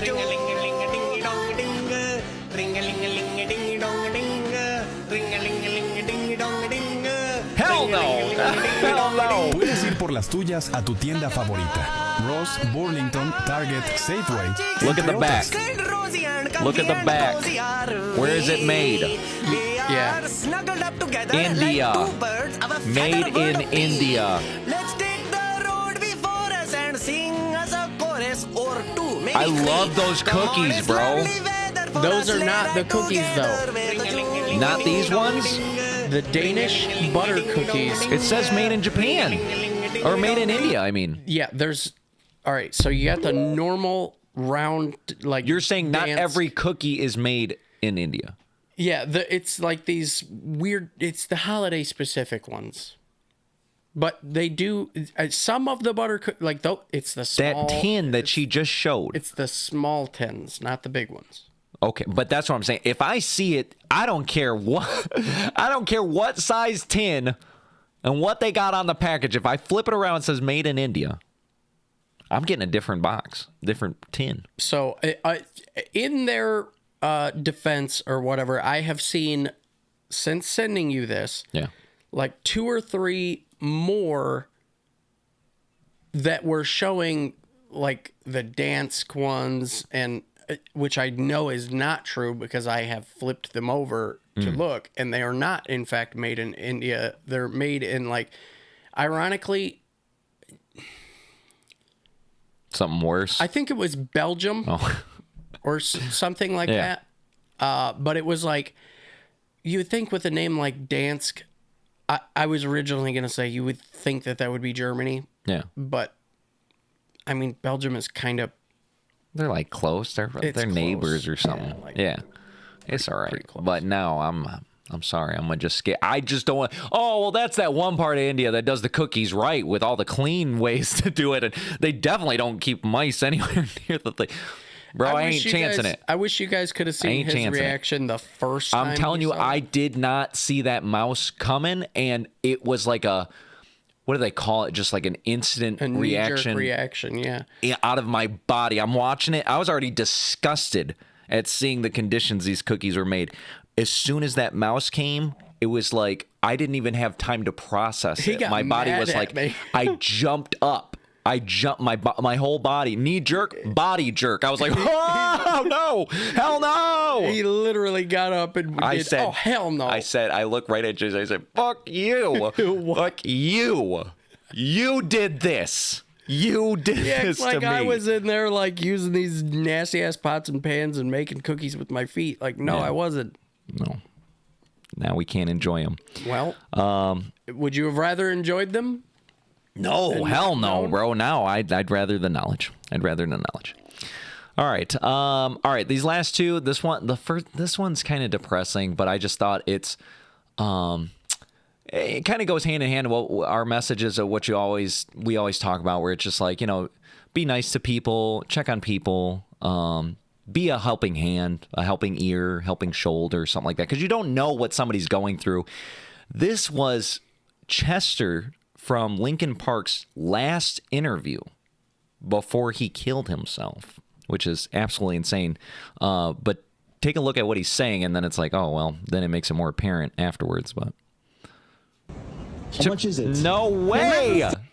There's no way. Hang on a second. How much is it? No. I'm gonna pull it up because honestly, it was thought provoking. I was like, damn, you really put a lot of. It was thought provoking. No. No. Where is it? Bring it back. Oh, that one didn't even make the cut. I got to show that one too. All right, before we show Chester, I do want to show this because it went hand in hand. I thought this was the next one after the India one because it's like, you don't know what's in your food? You don't know what's in your food. Research the word Cenomix. Look at this.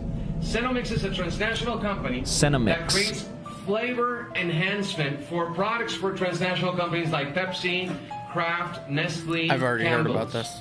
Campbell's? And what they've been doing is that they grabbed kidney cells from human aborted fetuses. What? So they grab these kidney cell lines, las células sanguíneas de los riñones de bebés abortados, and in laboratory they replicate these cells and they put them in all your products. That's insane. What products are we talking about? Well, we're talking about your Gatorade. Drink some aborted babies. Yes, seriously. We're talking about Lay's chips. Yeah, that's why they taste so good, don't they? Because they're aborted babies? All right? Tropicana juices, Dasani water, Minute Maid. We have to not consume anything from these companies. It's in the and tell them that comments. We're going to participate in their insane. HEK 293. So what they did was they never used a fetus cell, but they studied a fetus cell. And in one of the branches of DNA, there was a basically a flavor receptor part of code in the DNA. Yeah. And they were like, okay, so really if this cell is manipulated, it could be made to taste just about like anything. So they started artificially creating that code from DNA in... They were just using the aborted baby fetuses as a blueprint. It's like taking a picture of it and then using the picture. Yeah. Like, okay. So it's not all aborted baby fetus. It's just exactly like it. It's just like it, yeah. Yeah. It's just like it, just not it. You know? Yeah. Like the bioengineered meat that's in Campbell's. It's just like the chicken. It's just not chicken. But it resembled chicken. If you were to line it up to a particular arm in a piece of DNA of humans, it would match up perfectly. Damn. Even though it's not. That's crazy, dude. That's too much, man. What are they doing to our damn food? What are they doing to the food? I don't appreciate this at all. Not one bit. All right, here it is. I found it, but I want to pull it up in a certain way to have it on this one. And then do this. Sorry, because I'm sure I'm going to clip this later. Fuck the world. Chester, give us a second, my boy. Hang on now. No, hey, I'll tell you where I want this. Thank you. All right, this was Chester's last interview before he offed himself. Fuck the world. Like, not like I need a break. Like, honestly, like, fuck all of you. Like, everybody and everything. And I don't like doing anything anymore. Like, nothing makes me happy. I don't like anyone. I even told one of my therapists at one point, I said, I just don't want to feel anything. I kind of envy sociopaths because they don't have to worry about ever feeling shit. I kind of want that. And she's like, you mean you don't want to be a human being? I was like, yep, that's what I want. Fuck the world. Yep. Like, not like I need a break. So it's like, it's so intense, but it's like, you know, sometimes you never know what somebody's going through because they put on such a good game face, they put on such a good mask, and you're like, man, it's just like, man, I didn't know. And then Chester's here like, I don't want to feel... I don't want to do it anymore. Human. He's like, I hate feeling. I don't want to do this. He's like, not like I need a break. Like, honestly, I'm done. Fuck this place. And then people turn around and they go, I didn't see this coming.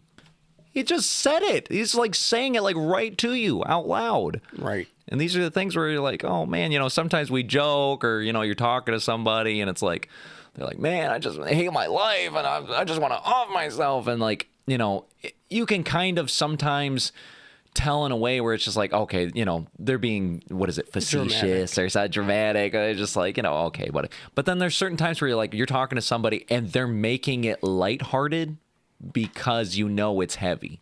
You know what I mean? Where they're like, yeah, I'm fucking so done with this, bro. If I could just get hit by something. And you're thinking, are you okay? Is everything all right? You know what I mean? Because it's like, I think that's how a lot of us take that is like, we need to make some humor out of it because it's so heavy that to say it out loud, it would just... Well, that and the number of people who genuinely mean it is thankfully pretty low. Yeah. Like, it's so low, actually, that when something like that... I never actually saw this before, but when you see something like that and the person means it, you know. Yeah. Like, you don't laugh. It's not funny anymore. Yeah. Like... When they're at this point. Like Chester? Yeah. Because he's not joking. He's like... Yeah, the interviewer laughed, but he's like, I'm dead serious. I've sent you the guy making fun of Strange Voices one, right? I don't remember. Oh, God, we got to do that one. He'll hit it. We'll hit it next week there. Yeah, I'll have to find it and send it to you this week. But the guy was laughing the entire time at these disabled people. And I'm going to say it that way because...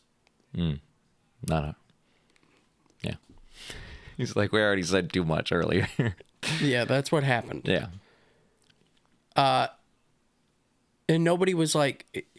You could just tell, like, sometimes people say extreme things just for show. Yeah. And sometimes they're like, no, man, you know, I'm just not having it anymore. Like, I'm not, this sucks. Yeah. And then you're like, okay. Yeah. We should talk. Let's have a chat. Let's have a chat. Yeah. So check on your friends there, people. Honestly, like. But I saw that. I was like, man, that's like when I have this song where I'm like, you know, fuck the world. It's called FTW because it stands for like fuck the world, where it's like you just get to a point where you're just like, I'm done. You know what I mean? Like, I don't want to be here. It's like an angry, you know, it's like, I'm done with this shit, bro. I've recovered enough times to know that it's going to, like, just... Yeah. It's not a, you know, some people, it's a sad, you know, okay, I got a sad depression. And then you get to a point where it's like, bro, I'm not even sad. I'm actually upset. Like, you know? I'm getting genuinely upset. I just want to fucking go. Like, I don't want to. I'm getting frustrated. Yes. Yes. So Chester, I totally get that. Sorry nobody noticed, bro. I'm sorry nobody noticed. And I'm glad anybody watching, they're obviously still here. We're still here, you know what I mean? And I'm honestly thankful every single day as somebody that had multiple opportunities to take their own life and to got the point where there was one in particular, I was like, I'm just done. I'm absolutely done. And now I'm still here. And I think if you can get out of that and see the other side, it makes life so much better because you're so thankful to still be here for those moments that you would have missed. You know, I think all the time, like, damn, I wouldn't have been here. It's like being thankful for not having your face dragged across concrete anymore. Yeah. You're like, normal people, you're like, oh, you might not have a face, but you're like, it's all right. Yeah. You know, like, now that I know what that was like, this is way better. Yeah. Nothing. Very nice. Now, we're not going to end on some depressing stuff. I have a never give up clip. Let's take a look. Nice. Good. Counteract. It's on you. You can't wait for everything to be okay to live your life. You can never lose faith. You're not as far away from these dreams as you think you are. It's time to get back to work. I will never quit. I'm going to win. You can outwork anybody. You should be a monster. Don't blame any other person or any other thing. Cowards do that, and that ain't you. Fortify your mind and feel this level of happiness as you rise. That's how you grow. Say to yourself, it's not over until I win. That's how winning is done. That's what I'm talking about. Feeling hype. It's not over until we win. Absolutely here. Let me give you your verse of the week here. This is 2 Chronicles 15:7. But as for you, be strong and do not give up, for your work will be rewarded. And I think that was the theme of multiple segments of the show, where it's just like, yeah, you know what? Life ain't easy. Or as Rocky would say, it ain't all sunshine and rainbows out there. But you just got to get in there and get the punches. Because that's how winning is done. There's a whole speech on it. But that really is. That is life. It'll kick you down. It'll drag you down. These fucking haters. I started the show with the haters. Oh, you sound like shit. Oh, you guys are stupid. Oh, you guys are losers. You think that's going to make me give up? Your big Jew noses? You think that's going to... Oh, no, now I don't want to do nothing no more. No, now I'm going to work harder. Thanks for juicing my algo and my heart. I'm ready to go. I'm ready to outgrind. So that way in 6 months... when you come back to the channel, live audio, whatever the fuck your name was, because I forgot it already, you'll be like, damn, they're already at blank amount of subbies.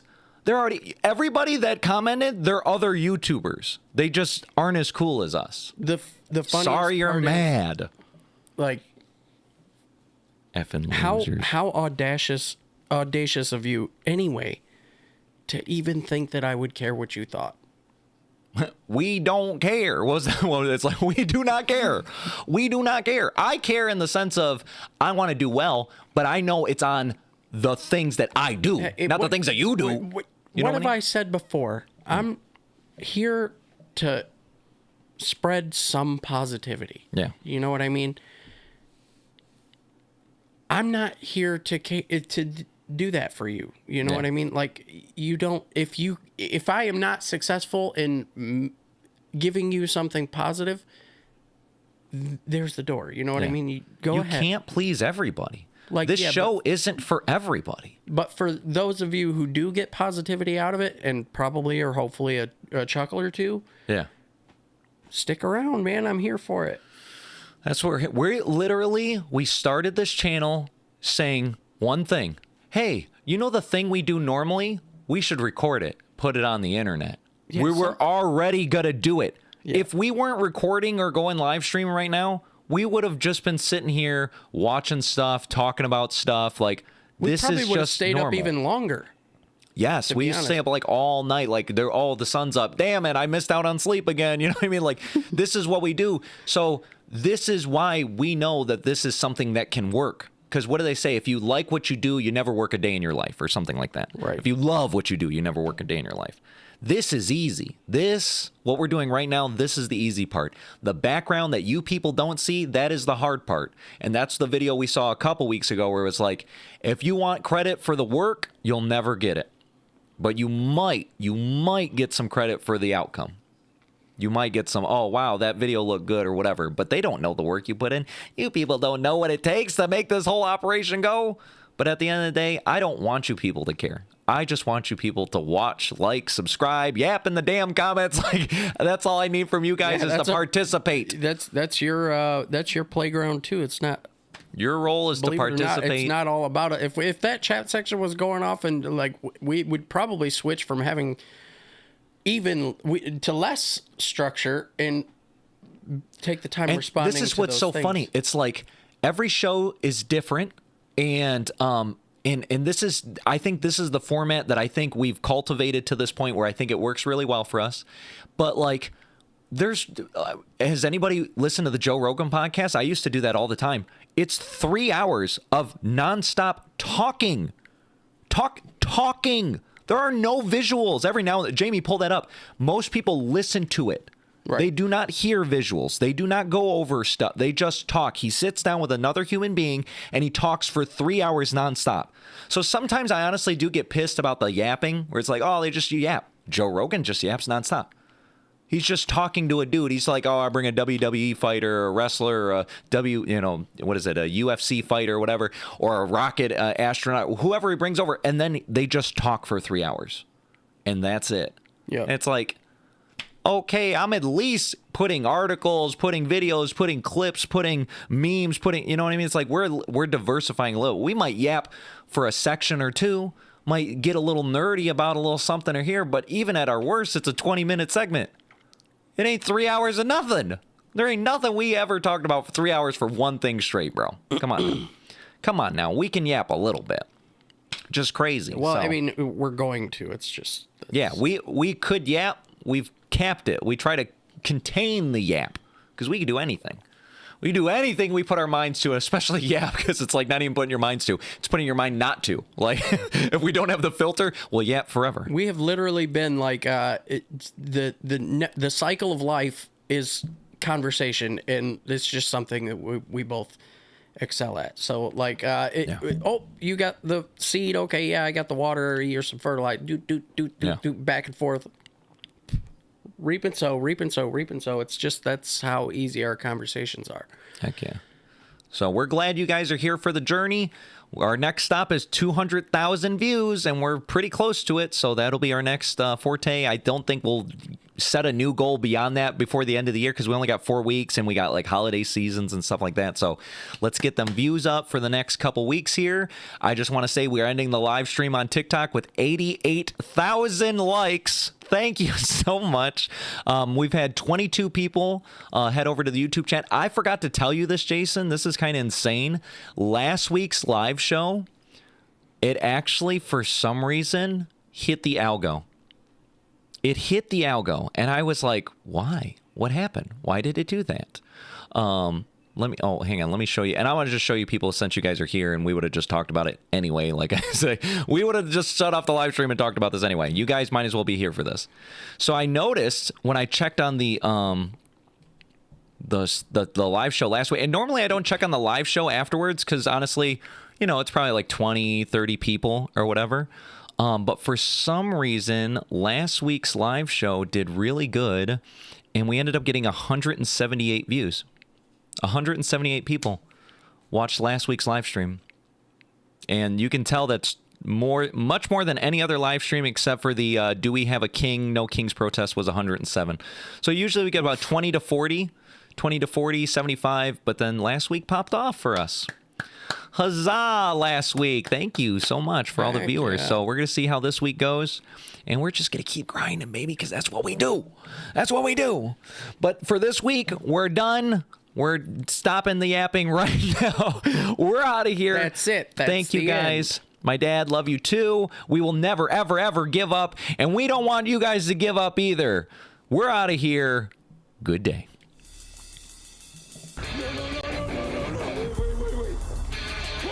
I'm sorry, everyone. The show's over, but we thank you for joining us. Thank you for your time. We're out of here. You what? Good day. Are you ready?